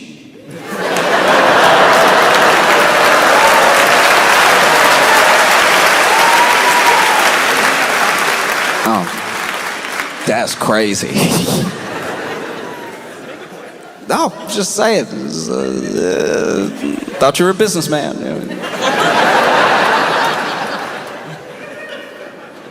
And I think a lot of people aren't even really upset about the wedding so much. There's obviously people that are annoyed by the tourism aspect. There are people who live in Venice. They're like, look, it's ruining our cities. Tourism is nice, it's good to make some money, but the way that people come here and what they turn our city into, it's like we're not a prop. We're not a backdrop. We're real people that live here that get inconvenienced by the things that people do when they try to make our entire city about them.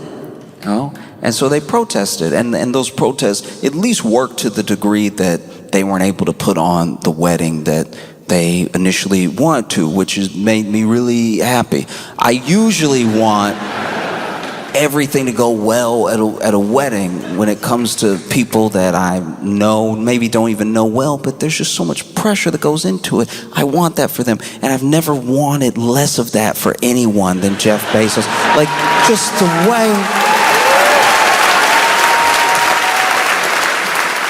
way that Jeff moves, I was just waiting. I just want so many things to go wrong. Just little things. They had to get on boats to get to other boats. They had to get on a little boat to get to the yacht. I'm like, just fall through the gap. Like, just... That would be nice if he fell through the gap. He's all... You know, and then pull him out of the water by his head so it's slippery, so it takes a while. You know what I mean? No, that would be fire, you know? Or if, like, the DJ played REM, you know? I just wanted one speech to just, like, ruin it, you know what I mean? Like, one speech to be like, as everybody, hey, it's me and Jeff are boys.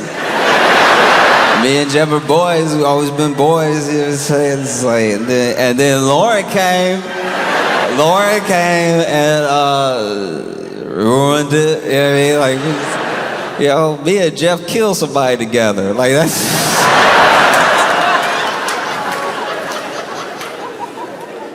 They'll never find a body, dog.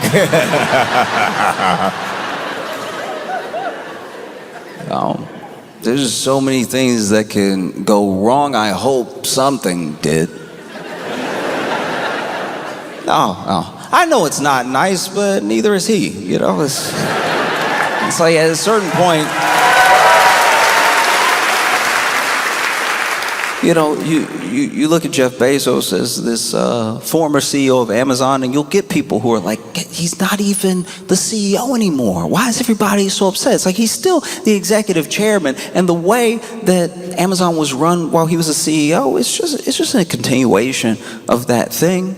You know what I mean? It's still working people to the bone and then chucking them out as soon as you have a robot or an AI that can take their place while pretending that that's better for all of us. And then the environmental,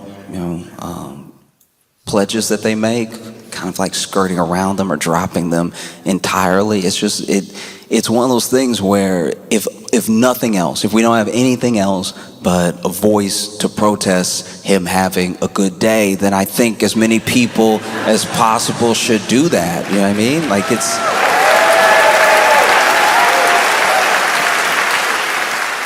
And I've just never seen that before. I mean, I've known people who got married and knew that their in-laws didn't like them. I've never seen a protest.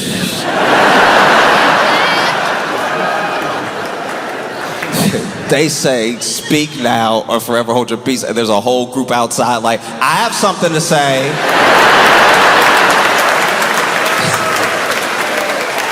If anyone knows why these two should not be wed, speak now. I do.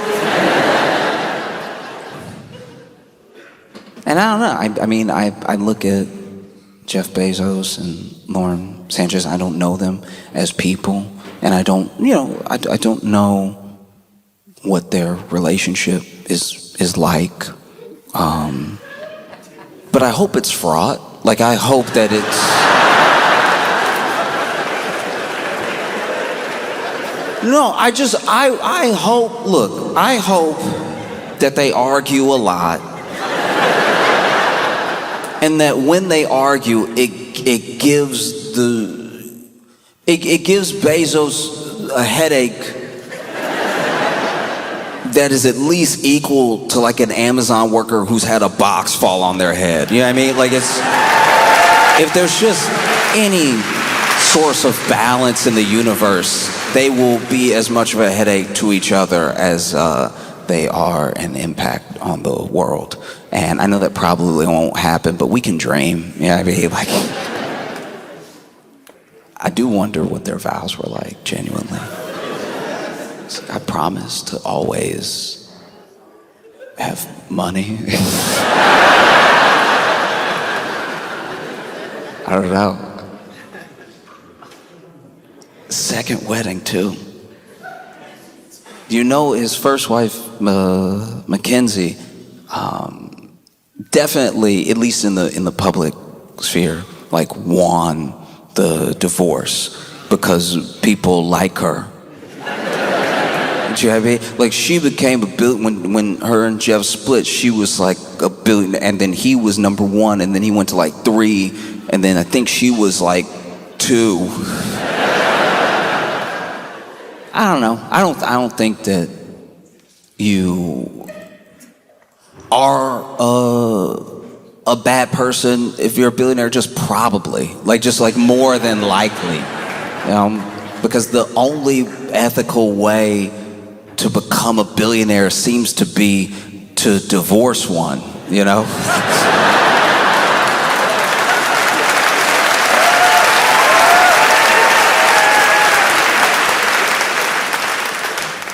There was one time, once again, early 20s, and a bunch of my friends were getting married, and I had to go to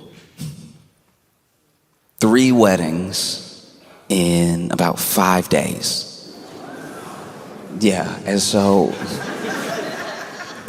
luckily I could afford to take a train and then fly, take a train, everything. And I don't know, I was young, so I wasn't doing the best planning at all. And sure enough, it comes time for me to head out, and I am about to be late. I stuff everything into a suitcase, and I head there. I got one wedding suit because these friends don't know each other, so they're not gonna know. You know what I mean? I'm gonna show up looking sharp to each one. They're like, Josh, you really did? I'm like, yeah, I did. Go to the first wedding, phenomenal. It's very sweet. It's like intimate ceremony and everything. And next day, I get there early. Second wedding, beautiful, phenomenal, much bigger, right? And then I get down to the third wedding, and I realize that in my haste, not preparing, I didn't really pack well. I have my one suit. I've got some shirts that I can wear and everything. I'm trying to figure out a place to do laundry, and there's nowhere nearby. And my suit is clean because I'm not a dancer. So I haven't sweated out, you know what I mean? It's been a lot of nice to meet you, yes. Take off the jacket immediately, make sure that doesn't get musty, change the dress shirt underneath, and sure enough, third wedding. The clothes I had were the last clothes. That literally the suit was the last clean thing that I had left, so I was like, all right, I'm coming in clutch, right? And go to the wedding, beautiful ceremony.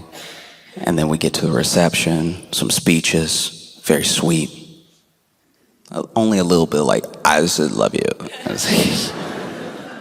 And then it's time to dance, and I'm not really a dancer, but there was a guy, he was the uncle of the groom. He's trying to get everybody to dance because he is a true believer that it's bad luck if everybody doesn't dance at the wedding, even just a little jiggle. So he's getting people up. He's pulling people to the dance floor. He pulls me. Now, I'm not a dancer, all right? I got a little bit of movement along the same plane.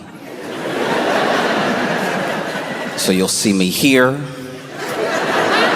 and then you'll see me here. And there might potentially be a snap in between. It will not be on beat. It'll be more emotive. But I'll be here, and I'll be here, and I'll be here, and I'll be here. And that was not enough for Uncle Willis, all right? Uncle Willis is over here. Come on, young blood, come on. This is what you gotta keep in mind when you cheer somebody on. Whenever you try to hype somebody up, be sure they can do whatever you're trying to get them to do. I can't stand when people try to act like this is the moment in the movie right now where you're gonna hit the beats you've never hit before. I'm moving. And I don't know what to do because I'm not a dancer, and neither is he. You know, neither is he. Even him calling me young blood was like really weird. I don't know this guy at all, but he is like adamant that I can do more. And so he starts dancing with just me. And he's like, come on, get some rhythm into it, right? And I can tell he's too far gone for me to like not acquiesce because it's starting. Like as he says, get some rhythm into it.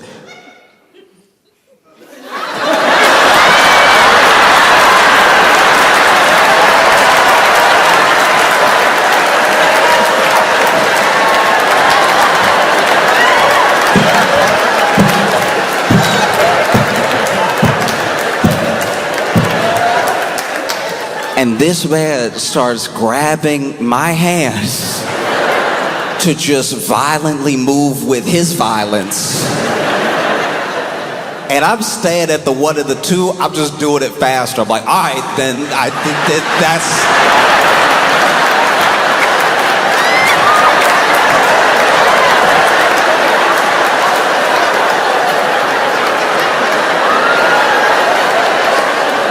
He's like, use your arms. I'm like, oh.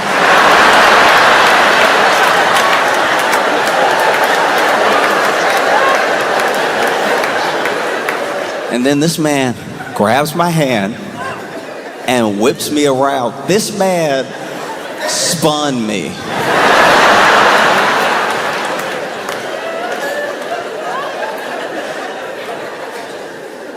Nah, dog.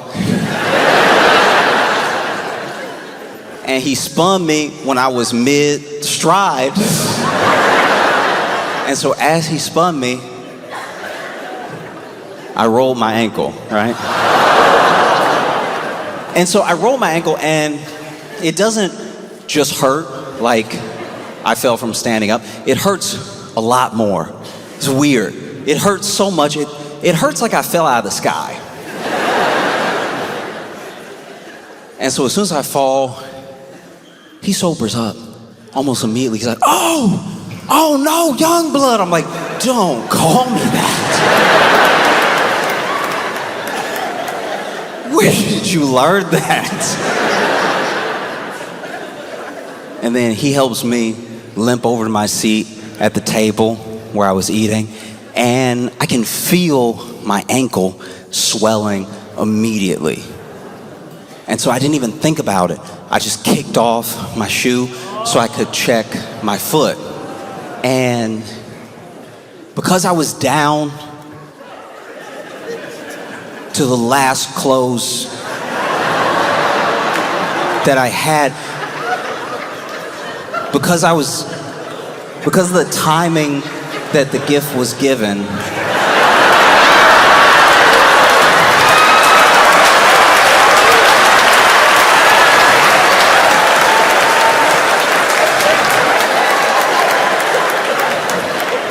I just popped off my shoe, and he saw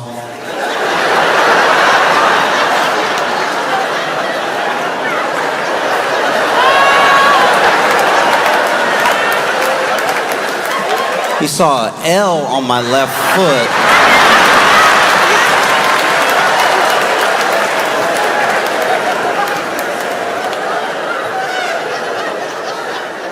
And he didn't say anything,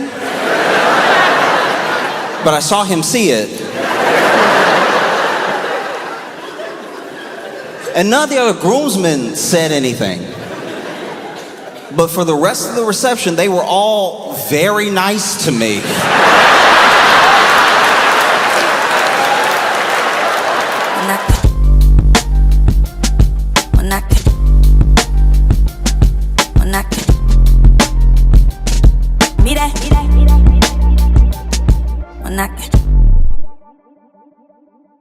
You guys know and love him. One of the most prolific comedians working right now. Put your hands together for Josh Johnson!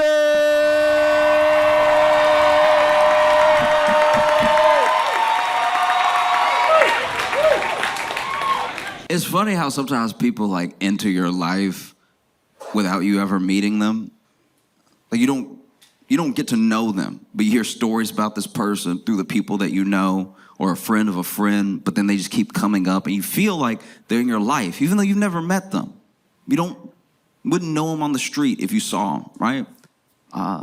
There was a guy like that for me named Marty. I never met Marty. Wouldn't have been able to track him down if you gave me a 23andMe and a genealogy test or something like that. I knew Marty through stories because Marty had an interesting life. This dude spent a bunch of time in France.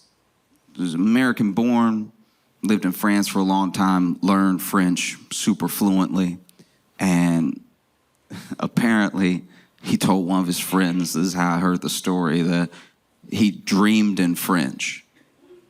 Like he spoke English, obviously, and he lived in the States again, but his dreams would just be full of people speaking French at different points and stuff. And it came up because here in the US, he met someone and they fell in love, but she was French. So went all the way to France, didn't meet anybody. Came back here, met a French woman, right? And there was a day where Marty, he basically, in a nutshell, forgot his girlfriend's birthday. It was their first year together, so we're still like been dating some months, but hanging out all the time and everything. I said my birthday. You're supposed to remember. That's part of the relationship quiz. And it kept seeming like maybe there was a surprise waiting or he was pretending to have forgotten or something. And then he went and took a nap. Yeah, not only did you forget my birthday, you napping in my face. And then I guess when she realized that he genuinely did forget, she woke him up. And she woke him up mad. And when she was mad, she'd go straight to French, right? Because she'd be so mad she wasn't putting it in English for him. And so he woke up to his girlfriend yelling at him in French. So he thought he was still dreaming. So wakes him up. Can't believe you forget my birthday. What's wrong with you? Are you out of your mind? You over here playing in my face all day? All in French. I'm paraphrasing. And then he was squinting, real tired, and was looking up at her and just wonders, I guess, to himself, am I having a dream right now? And so he casually, while she's yelling at him, puts his finger in her mouth.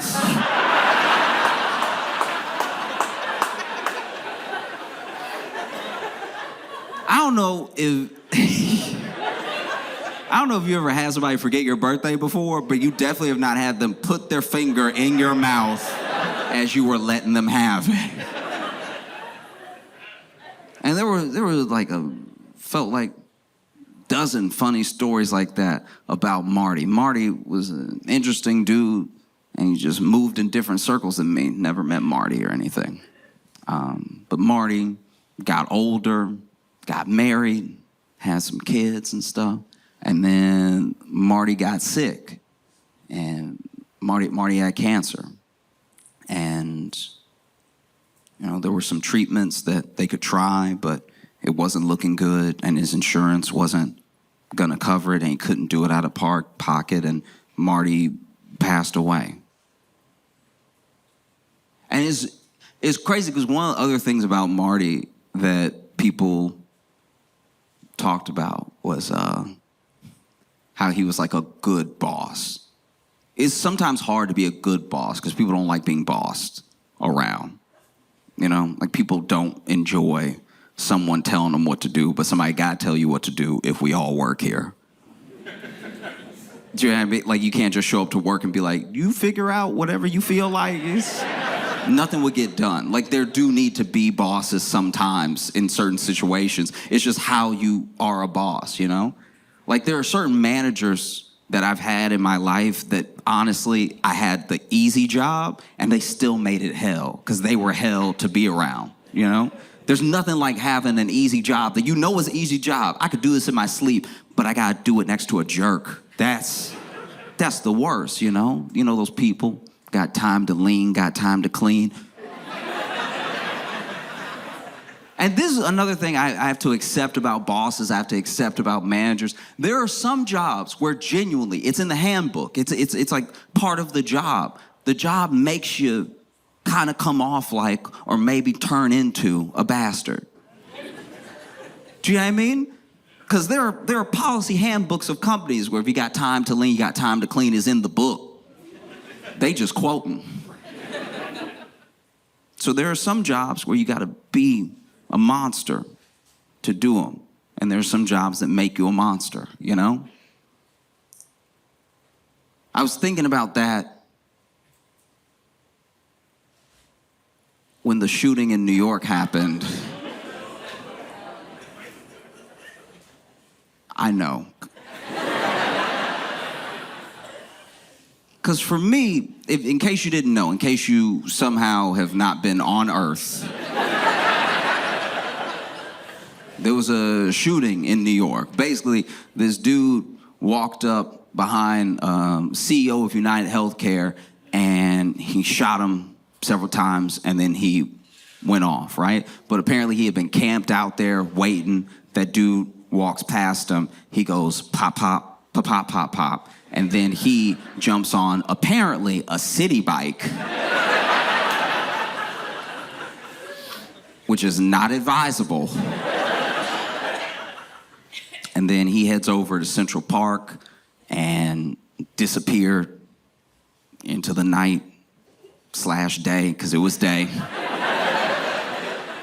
It was broad daylight, too. That's also what felt so insane about it. It happened during the day. You gotta understand, there's New York day things and New York night things. We usually keep the shootings after dark. And when it happened, it shook everything up. Everyone was obsessed. The news was obsessed. The news was obsessed when it happened. The news was like, finally, we have something to talk about that's not Trump. Oh, wow. What a day. So the news talked about it all day. The news talked about it nonstop. The news would even have people on to discuss it who clearly were just finding stuff out in the moment with us on the news. They would bring the expert on and then play the clip. And then the expert would watch the clip and be like, damn, it's like you.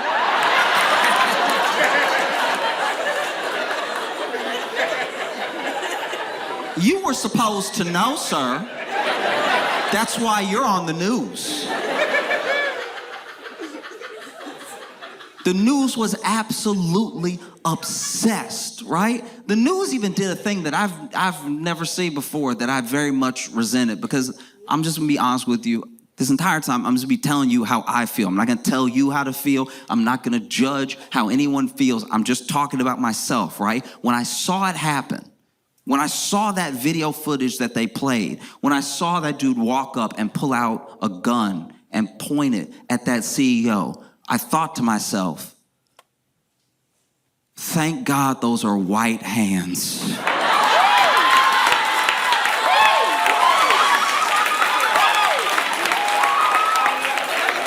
Oh.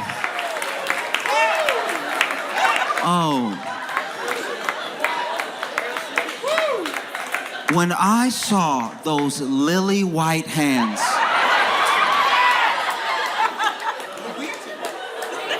when I saw those pearly white hands, I thought to myself, what a white sight. What a beautiful white thing to happen that does not have anything to do with me, that should not blow back on me at all. What a white moment in America.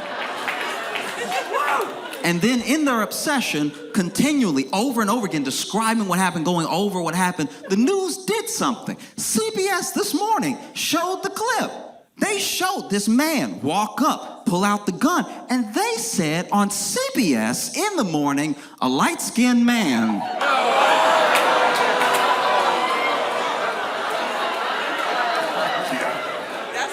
No.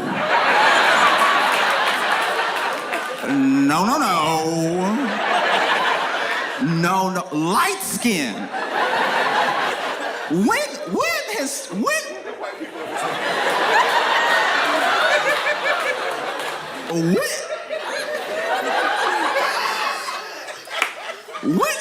has the news ever said light skin?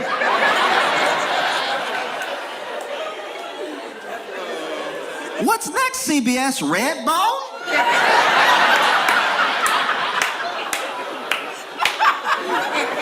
Light skin. I was horrified. No, you know, if it had been a black person, they would say black, because they love saying black. Anytime a black person does something, the news is like, this black. This black was last seen at the scene of the crime. You know this black. If you've seen this particular black, call this number so you can report him for his blackety-black crime. Guys, light skin.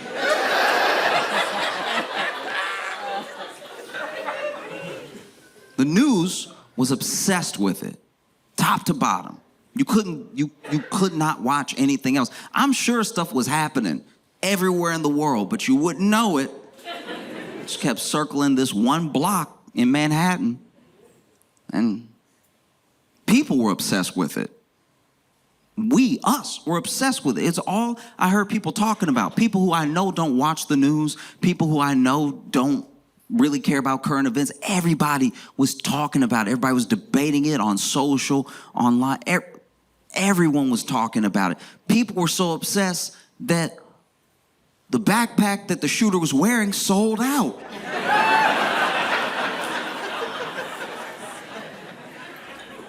Because in America, everything is an ad, including murder.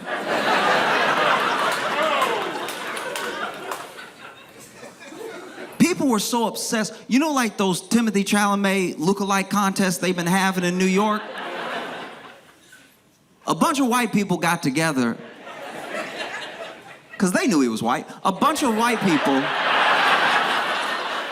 got together in the park and all dressed like the shooter and had a shooter lookalike contest.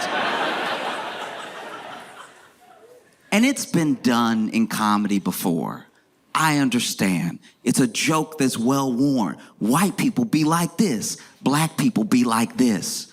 But can I just say,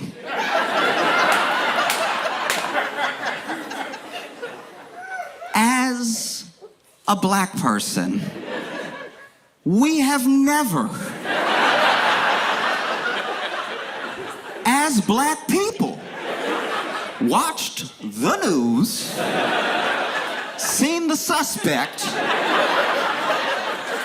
and then went outside specifically dressed as the suspect.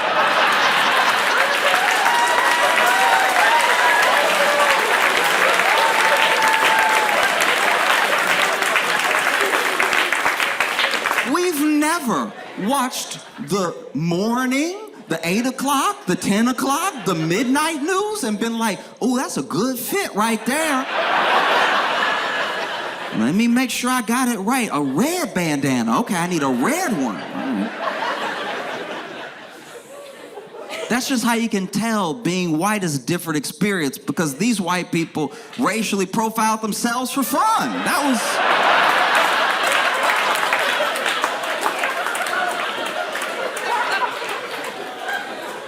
That's just having a time.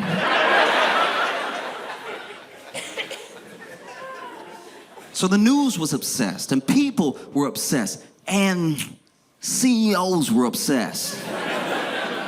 CEOs were like, what? What happened? Oh my God. Oh my God, are you serious? And they didn't know each other? Kids, he just did that in broad daylight to one of us? CEOs started making moves, man. CEOs of all the healthcare companies started taking down all of their profiles. All of their LinkedIns were just back to factory settings. And look, I need to be clear about something. I mean, you're gonna glean this off of me the entire time. I don't want anybody to die, right? I don't celebrate death in any way, right? But I will say, if you feel in the wake of this thing happening, like you have to scrub all mention of you, all knowledge of your existence off of the internet, then maybe, just maybe, take a look at how you do business, take a look at the person. Do you know what I mean?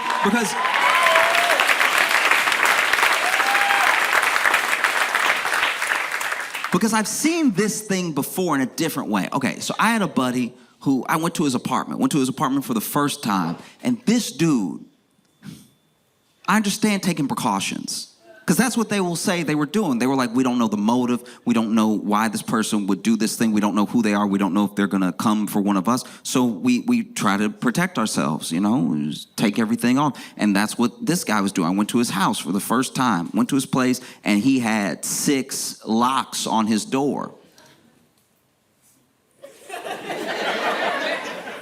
At 6 locks, something needs to change. At 6 locks, you either need to move or change your ways, all right? Because this dude had 6 locks. He was dealing a little bit of drugs and stuff, but I was like, 6 is, come on. What are you doing? It takes you a minute and a half to open the door. I can hear it. You hear chains, you hear all that stuff. You know? I was like, isn't this worse for you? You really worried somebody coming to get you? You got 6 locks.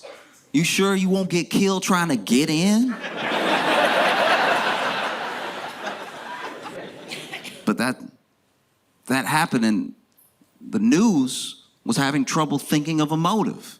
The news, they were like, why? Why would anyone? Why? Who could it be? You know? Police were having trouble coming up with a motive when they went on the news. They were like, we have no idea why this individual would do something like this. CEOs could not think of a motive. They were like, but we're us.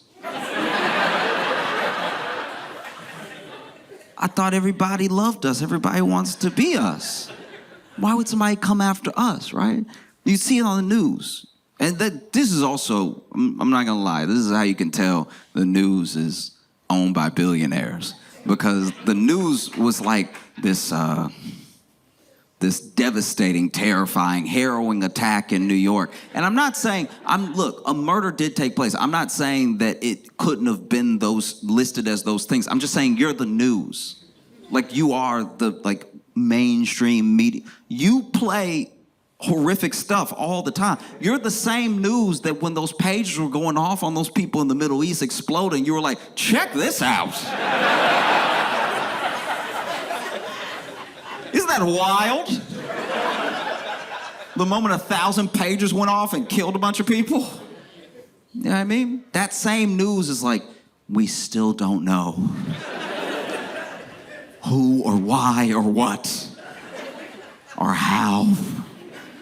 No, police couldn't think of a motive. CEOs couldn't think of a motive. CEOs of other healthcare companies couldn't seem to think of a motive. This thing happened the same week as one of the main insurance providers was saying out loud with their full chest, "We gonna stop doing anesthesia if you take too long. You better." which, by the way, is not up to the patient. That's also one of the most insane things about that new policy they were going to try out. I've never had to administer anesthesia to myself. That's just heroin.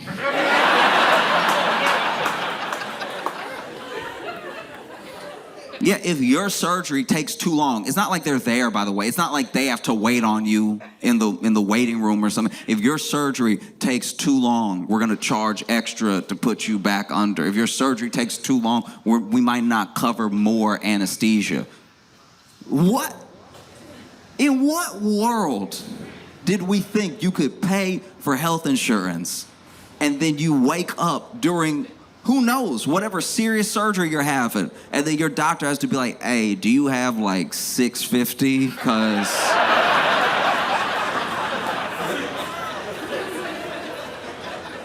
Because if not, I know you're a little groggy, but can you understand me right now? I know you're literally open, but can you understand what I'm saying? If you don't have it, that's okay. I got a stick. We can Civil War this right now.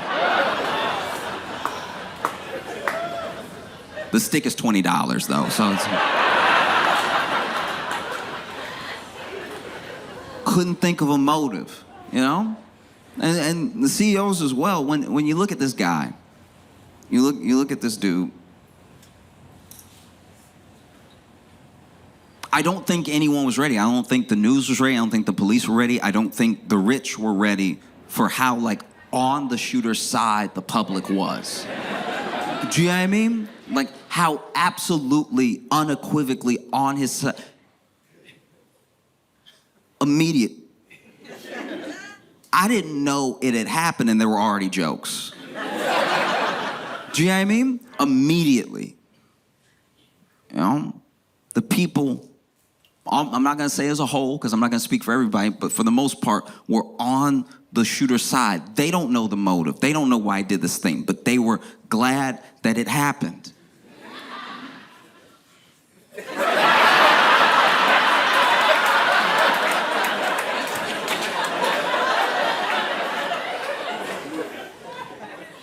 And so out of it, you get these CEOs, you get these rich people going on the news and really campaigning, being like, look, the CEO, this man was a father, this man was a husband, this man, and they really appealed to the humanity of this CEO. And there were people who heard that appeal, and they said, yeah, no, I know he was a person, so was my cousin. So was my brother, so was my sister, so was my friend. You know what I mean? This man had children. He leaves children behind. This is a senseless death. It did not have to happen. And it's like, yeah, no, I know about I know about avoidable deaths. You know? I'm a customer. I know people who have died these avoidable deaths because it took too long to get their medicine, took too long to get the treatment. Maybe it wasn't covered. Maybe they're on the phone forever. This man was a father. He was a husband. Okay, so was Marty. You know what I mean?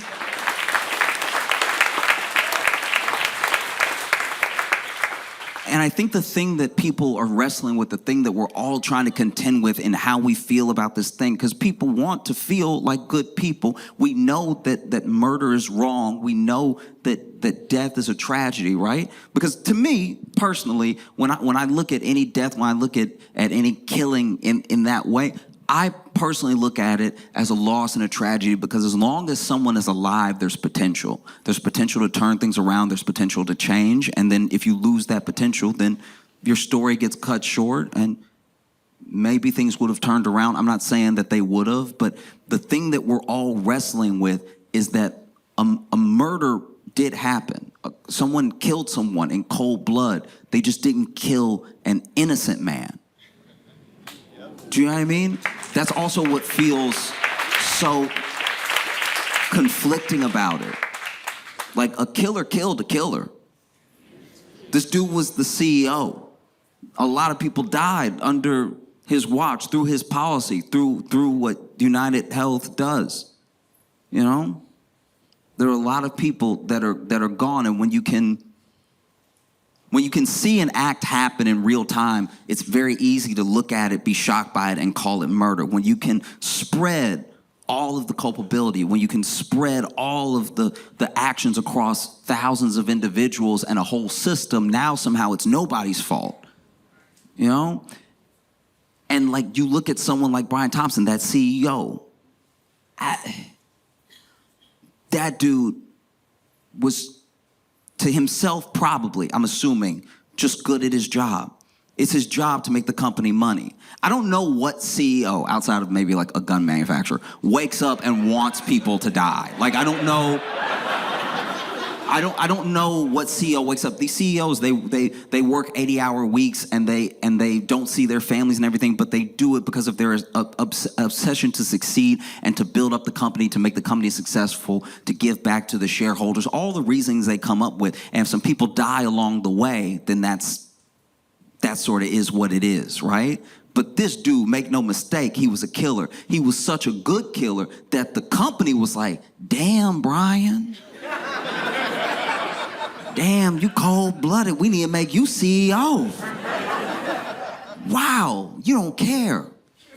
You don't care at all. Women, kids, you get them all. Wow, Brian. He got promoted the way a gang member becomes a leader, you know? You're the coldest one out here. You know, it's tough. It's really tough. It's hard. It's also hard because when you talk about it or whenever you're feeling what you're feeling, you don't want to. We're all human, but you don't want to lose your humanity. You know, like you don't want to get so spiteful that you lose some of yourself. You know, and so this dude, they're looking for him, and it's hard because the people are on his side. There's literally people dressing up as him, right? And I'm not gonna lie, I feel like some of the cops were even on his side because the cops were on a manhunt for him in Central Park and they weren't looking hard.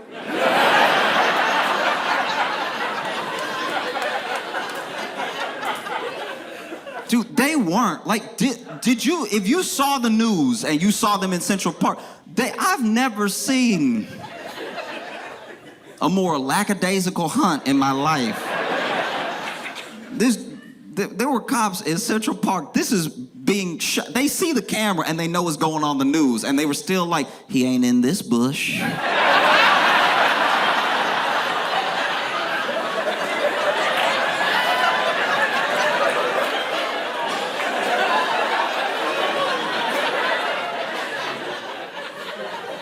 Where else is there to look?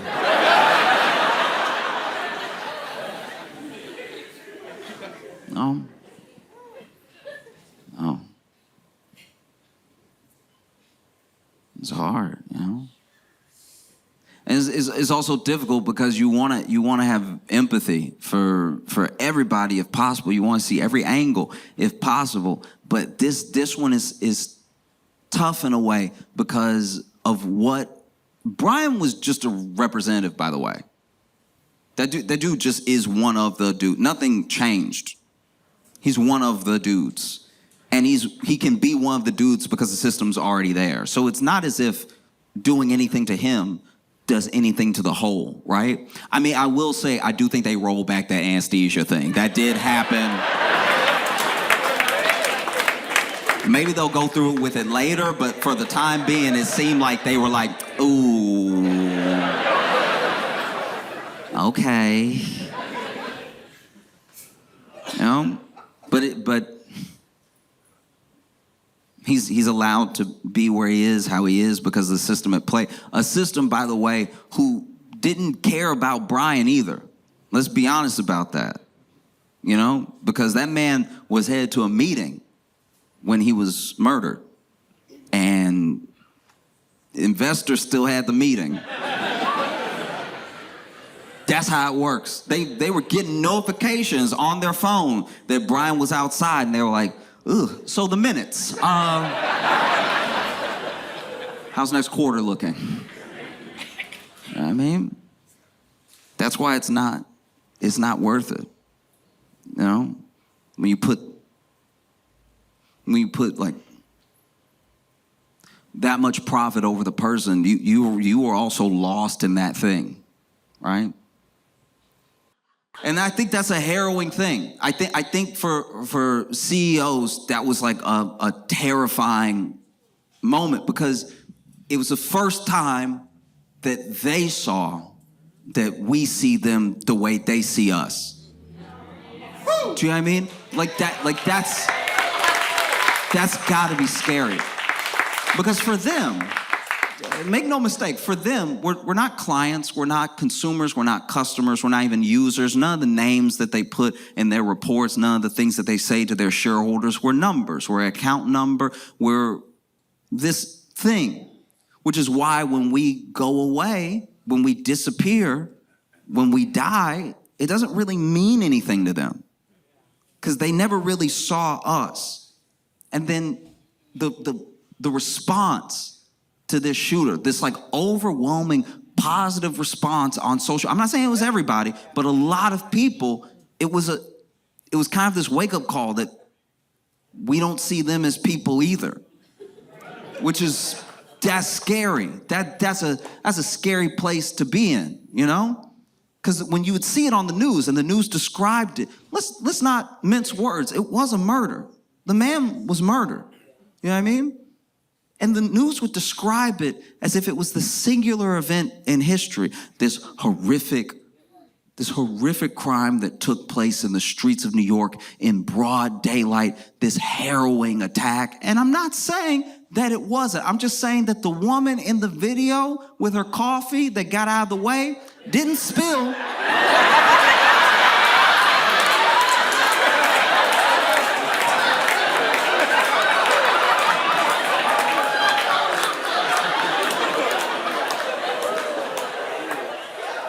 It was one of the most New York things I've ever seen. For someone to get shot and then a bystander be like, he ain't shooting at me.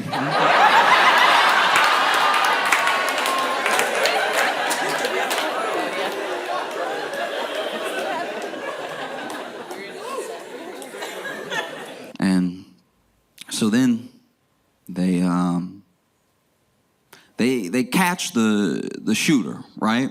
And when they caught the shooter, I was at a coffee shop, and everyone got a notification on their phone. We weren't all talking to each other, just different. You could see everybody was either already on their phone or pulling their phone, but I heard beeps, I heard all the little notification noises. And then in this coffee shop, I'm not even kidding, there was a collective, "Aw."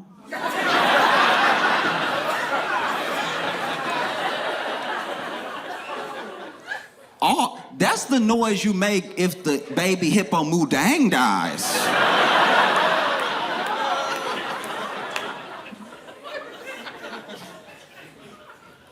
That was wild. Oh, yeah, they caught him in a McDonald's. And there was footage of him on the news later in that McDonald's eating a hash brown. And when I saw that, I was like, wait, he's eating a hash brown at McDonald's. He's eating McDonald's hash brown. So it had to be before 10:30.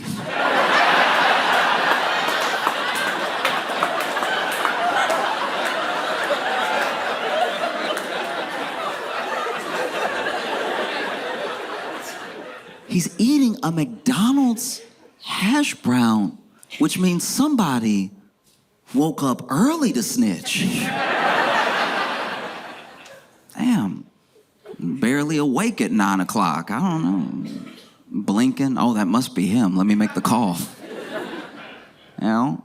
And what's even crazier about that is apparently, at least as of the time I am talking to you, it looks like that McDonald's worker that called him is not going to get the reward money. Which, wow. Is not gonna get the reward money. And people were looking it up. The person was like, why wouldn't I get the reward money? Everything. Apparently, what they were told and what the internet says is like, actually the process of collecting reward money for turning someone in is very complicated, because there's an amount that has to be it has to be approved by 2 different bodies, and one body approved the $10,000, but when it got up to like 50, 60, it wasn't approved by both bodies. So then when they turned them in, they may not get anything at all, actually, because there's so much confusion around how much to give them or if it's the full amount. And I'm like, damn, that's kind of wild to me, because there was no confusion when they called and they were like, nigga here.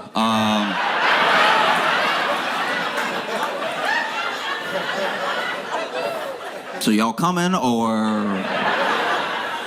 That was very straightforward. There weren't any other things you needed to check before you came and picked them up, you know? That's why they in my opinion, they did it wrong, you know? If you're gonna call and you're gonna tell people that he's here, don't call the police right away. Get your money up. Call Blue Cross Blue Shield.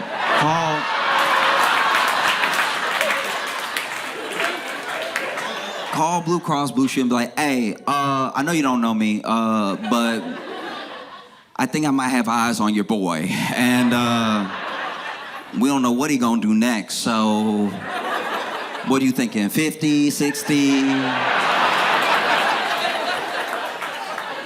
I'm just wondering how much he's worth to you, you know what I mean? Because I could make some other calls if you want. I can call a couple different people. There are about 6 providers. Y'all got a real monopoly going on, so. Okay, because he might be here, he might not. Hurry up, it looked like he leaving.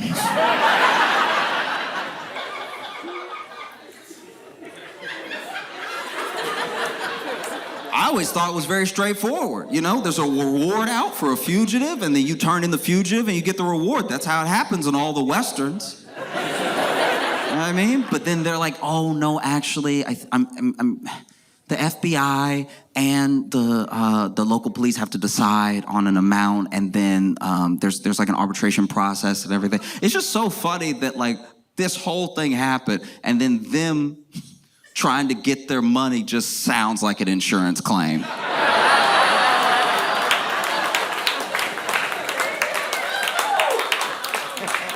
You know? So then they come and they catch the dude, and he has everything with him. He's got his backpack with him, gun in his backpack, 4 fake IDs and everything.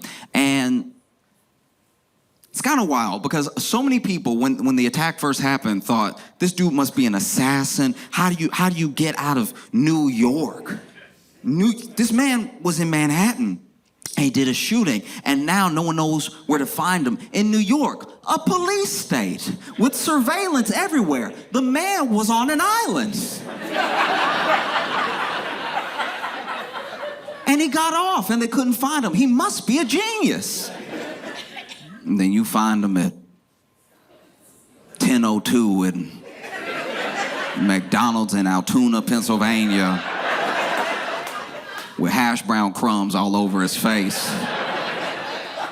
And then people went from calling him a genius, like, oh, he's so dumb. He's the dumbest man that's ever lived. Look, I think all this proves is one thing. When you read history and you look back, some of these people, because there have been individuals out there saying, you say he's a killer, I say he's a freedom fighter. There are some people that think he's a revolutionary and everything. Let's just say this. This is proof that even when you read a history book, revolutionaries were just sort of figuring it out as they went. You know what I mean? I'm sure Che Guevara had his days where he was like, y'all, I don't know. Whatever y'all want to do, I guess.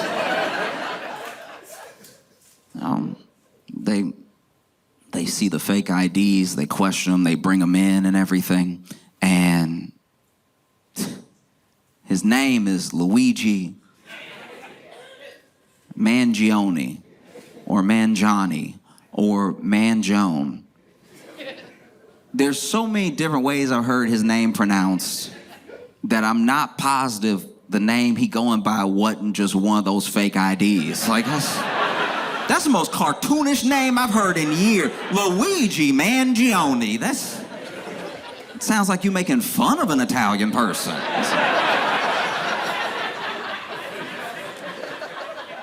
Luigi already wild. He don't even go by Luigi. And they put his picture all over the news and everything, and it turns out that he is very good looking. Like, just upsettingly good looking, almost objectively in a way. Like, crazy. Everything in its right place and everything's good. Strong eyebrows with a big smile and everything, and just all the pictures. Because you know when the news catch you, when the police catch you, they try to put up some, depending on who you are. This usually happens to black people, but it happens to white people once in a while too, where they try to find the craziest picture they can of you. And I think they tried, but it was tough work because he is a good-looking individual. Every picture looked good. He would just be with model rockets, looking like a model. Like, it was crazy. They take his mug shot, and the mug shot looked like a cologne ad. Like,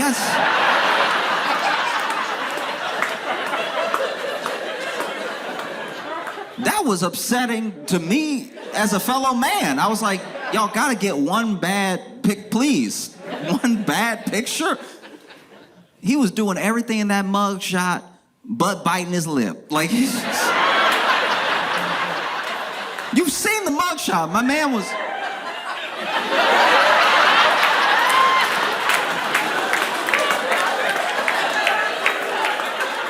Mugshot's supposed to be simple. Mugshot's supposed to be your face and your profile. Your face and your profile. Your height. It's supposed to be very quick and easy, you know? This man was so good looking, they took extra mugshots. There's some that are like a little lower than him where he looking down. Like...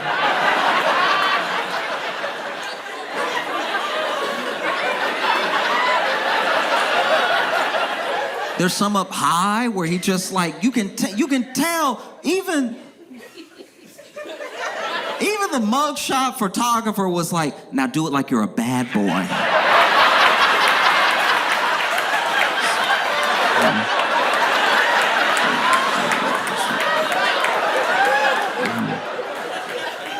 They tried so hard to get a bad picture of him that they took stills from video. They tried to take stills from video because that usually gets people. You take a still from a video and somebody was blinking weird. Okay, normally people blink with both eyes at the same time.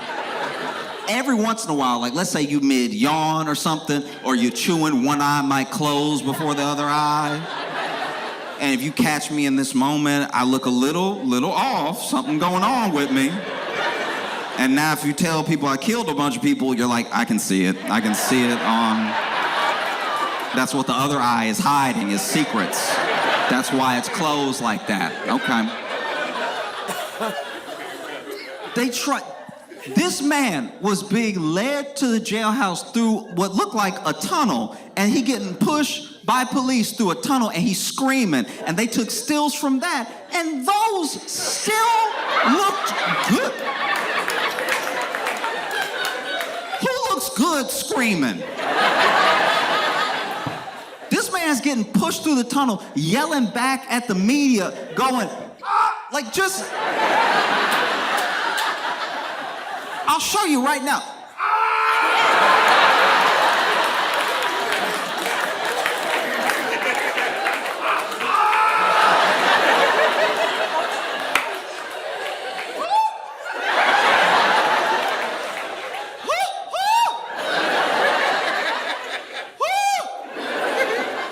What about that was sexy?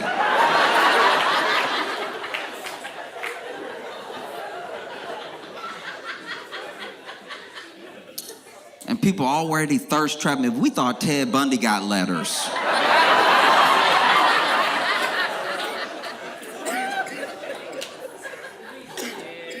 It was insane. It was very aggravating. And then every picture looked good to the point where editors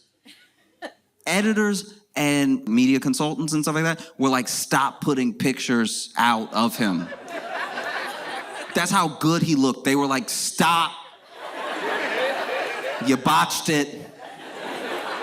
don't put out another picture. And you could tell that the newspapers were getting aggravated because these newspapers and these media companies are owned by billionaires who are terrified right now of what's happening. And they see the public lauding this dude as a hero, and they're trying to get at least something. The cops literally had to tase this dude, so he pissed himself, so he took one bad photo. But even in that one, you're like, aw.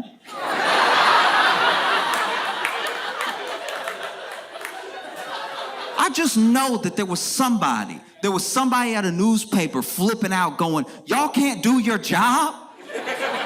Y'all can't take one bad photo of this man? Everything gotta be in focus? You can't even make it blurry?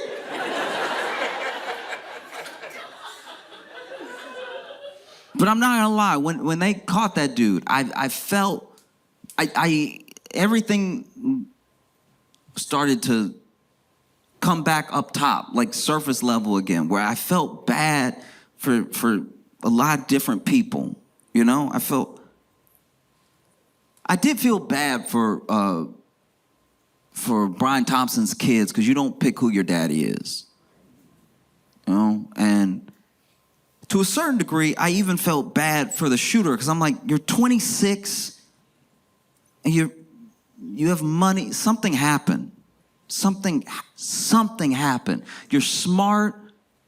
You have your whole life ahead of you with all of this opportunity. You disappeared for some time, and now you do something happened, you know? But I felt especially bad, like really, really bad for women. Because finally there was a good-looking, rich, well-read man who has nothing to do with Hollywood, but he does murder some. So, you know what I mean? I could just see somebody trying to defend him. Just women defend their men too hard sometimes. Just like, he just did one.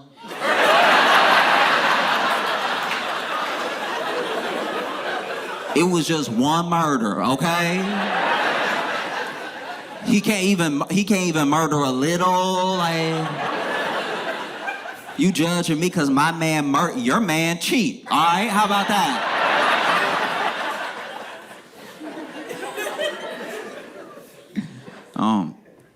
Felt bad for a lot of people when it happened, when it became like surface level real again. It wasn't just this like spy crime mystery thing. It was like back down to earth with real people. I also feel very bad for anybody else who got shot that day. It's New York. A lot of people get shot in New York every day. Imagine you get shot in New York. Ow, they got me, right? And you holding it. And let's say you're an artist. So you actually do your own police sketch of your shooter. And then you hobble your way over to the police station and you put in front, like, look, that's exactly what he looked like. I had a lot of time to draw it. Can you go looking? And then the police look at you and be like, sorry, this other thing's sort of an all hands on deck. You know? But yeah, it's tough. It's tough because, you know, there was even a lot of talk about which CEOs in this whole thing were safe. Do you know what I mean? Because like healthcare CEOs were on high alert, but I'm not gonna lie, you know, Luigi, he went to Starbucks and then he did that murder and then he hopped on a city bike and he left New York and everything. If you the CEO of Starbucks, you gotta be like, oh, thank goodness.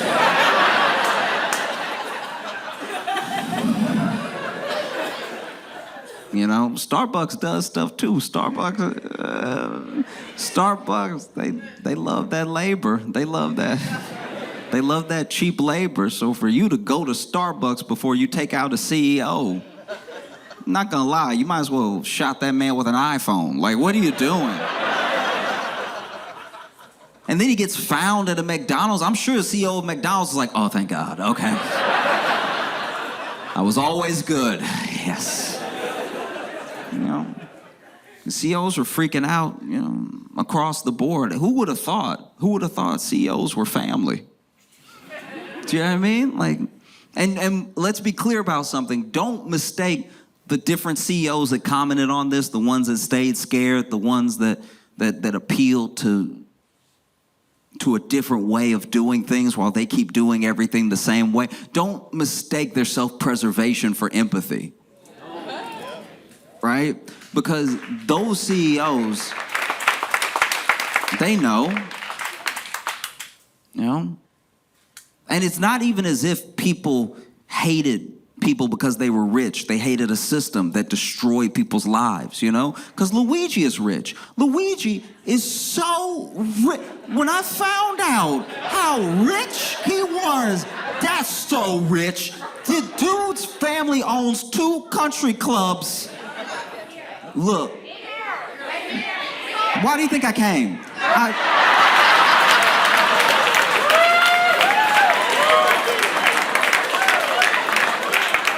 This dude's family owns 2 country clubs. This is just me outside looking in. I didn't even know you could own a country club. I thought it was owned by the country. I had no idea, because usually people don't put their name on the country club they own. It's not like it's Rick's Country Club. Like,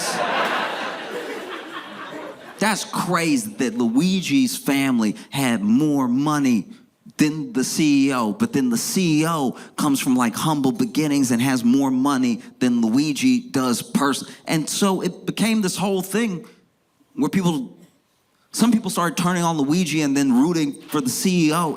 It was odd because people got too wrapped up in the money. But for me, it's not the money specifically. It wasn't about who's rich and who has more money than who. It was about a system that destroys people's lives, you know? It was about the fact that some jobs make you a monster and there are some jobs you have to be a monster to do. You know what I mean? And so for me, I don't even care that Luigi is rich, because the people, right? The people that love that it happened, the people that didn't care that it happened, the people that just wanted some taste of revenge for how healthcare and health insurance has destroyed their life. We use healthcare and health insurance interchangeably, but I think you know what I mean, how these insurance companies take the good work of doctors, the good work of nurses, and they make it so it's inaccessible, you know? And I think that the CEOs were scared, but let's be honest, not all CEOs were scared. I'm pretty sure the CEO of Ben and Jerry slept pretty good this entire time. Yeah, like, nobody was calling for all the CEOs. Nobody wanted to get Ben or Jerry. We were both very happy with those individuals. You know? You also have a year where whistleblowers who try to stand up to power, and a system, not just like one person, right? Because that's why I think a lot of CEOs don't understand, and why a lot of news media didn't understand about how the people feel, is that there were people who tried to do things the right way. They whistle-blew, hey, this company is doing this thing. It's either putting your life in danger or it's stealing from you. And then all of a sudden, 2024 seemed to be the year of whistleblowers turning up dead. You know what I mean? Look at the Boeing whistleblower. That dude turns up dead when he's supposed to testify in the thing he already risked his life to do, and you're telling me he just mysteriously died in the parking lot of his hotel room that nobody knew he was staying at? Come on now. Come on. And then my man is blowing the whistle on a bunch of stuff we already know. He's like, the door gonna fly off. We heard.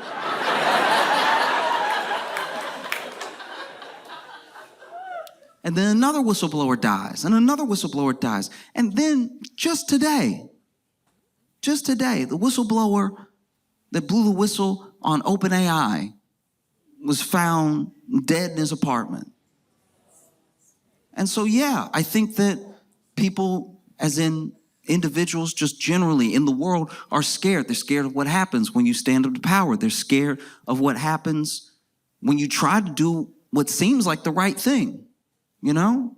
And these powerful people step in and we don't know, but it looks pretty obvious what happens.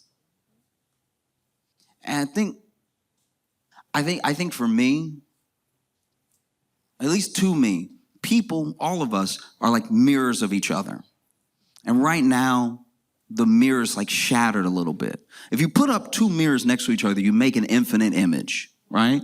In both directions. But if you crack just one of the mirrors, you've cracked the whole infinite image, you know? And so the way that they see us, not as people, not as people who they should take care of because we are their customers, we are their consumers. We gave them money in good faith for insurance, for our health, and then you deny when I need something. I've been paying all this money. If I had just saved the money and put it aside, I might have enough myself. And now you're standing in the way of me and my health, and you don't think that there's going to be any blowback with that? You don't think anything is going to happen next? That's wild. We're in a time where you see like Josh Shapiro come up and be like, this guy was not a hero. Let me be clear. Sure, fair enough. I'm with you. All right. But you have to pass legislation. You have to get it through. And don't let a lobbyist sway you, and don't let a lobbyist sway your colleagues. You have to do something then. Because I cannot stress enough how scary it is, how much of an inevitability we're heading to. You know what I mean? If you look at history alone, all by itself, is a playbook for some people, is a cautionary tale for other people. I think a lot of the answer to what we're facing is in history. It's in Versailles. And when you read the history of Versailles, you read the history of French Revolution, it's very apparent that, you know, whether it's police, whether it's an army, guards, whatever it is, they protect the powerful, not the people. You know, and the only reason that the people won in the French Revolution, in my opinion, is because the army's guns took like a Seinfeld episode to reload. Like, say, yeah, you can probably get them up out of there real quick. Like you go to, I went to Versailles. I went there, and it is beautiful. It's a testament. It's a monument to like what people can accomplish. But it's all one man's wealth. You know, it's all for the king. But the gardens are beautiful. Inside is beautiful. The mirrors, everything. It's decadent. It's when I walked in, I was like, wow, I get how this can happen. I get how you could have everything in the world and you want to make something like this and it's still not enough. You want to add to it. You want to build more, build better. You see the king's bedroom.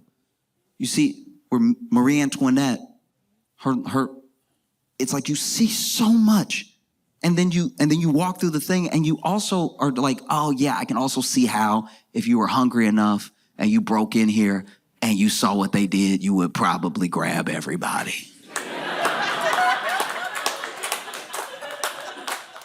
It doesn't make it right, but France was headed towards an inevitability. You know what I mean? And if you get on TV and you say, this is wrong, this is absolutely wrong, okay, I agree with you. But what are you going to do now? What's the plan? Like, politicians cannot afford to do nothing. CEOs cannot afford to do nothing. And the people cannot afford to do nothing. And if the last part scares you, you might be on the wrong side of history, you know? But that's a tough thing, too, because now there's a lot of people saying, like, all right, you got them, but good luck finding a jury. Good luck finding a jury that wasn't hurt by Brian Thompson.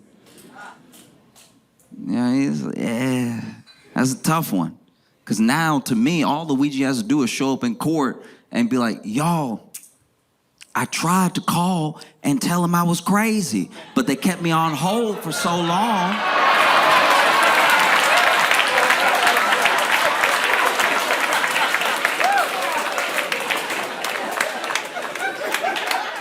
They kept me on hold for so long, I figured maybe I'll just go talk to him personally.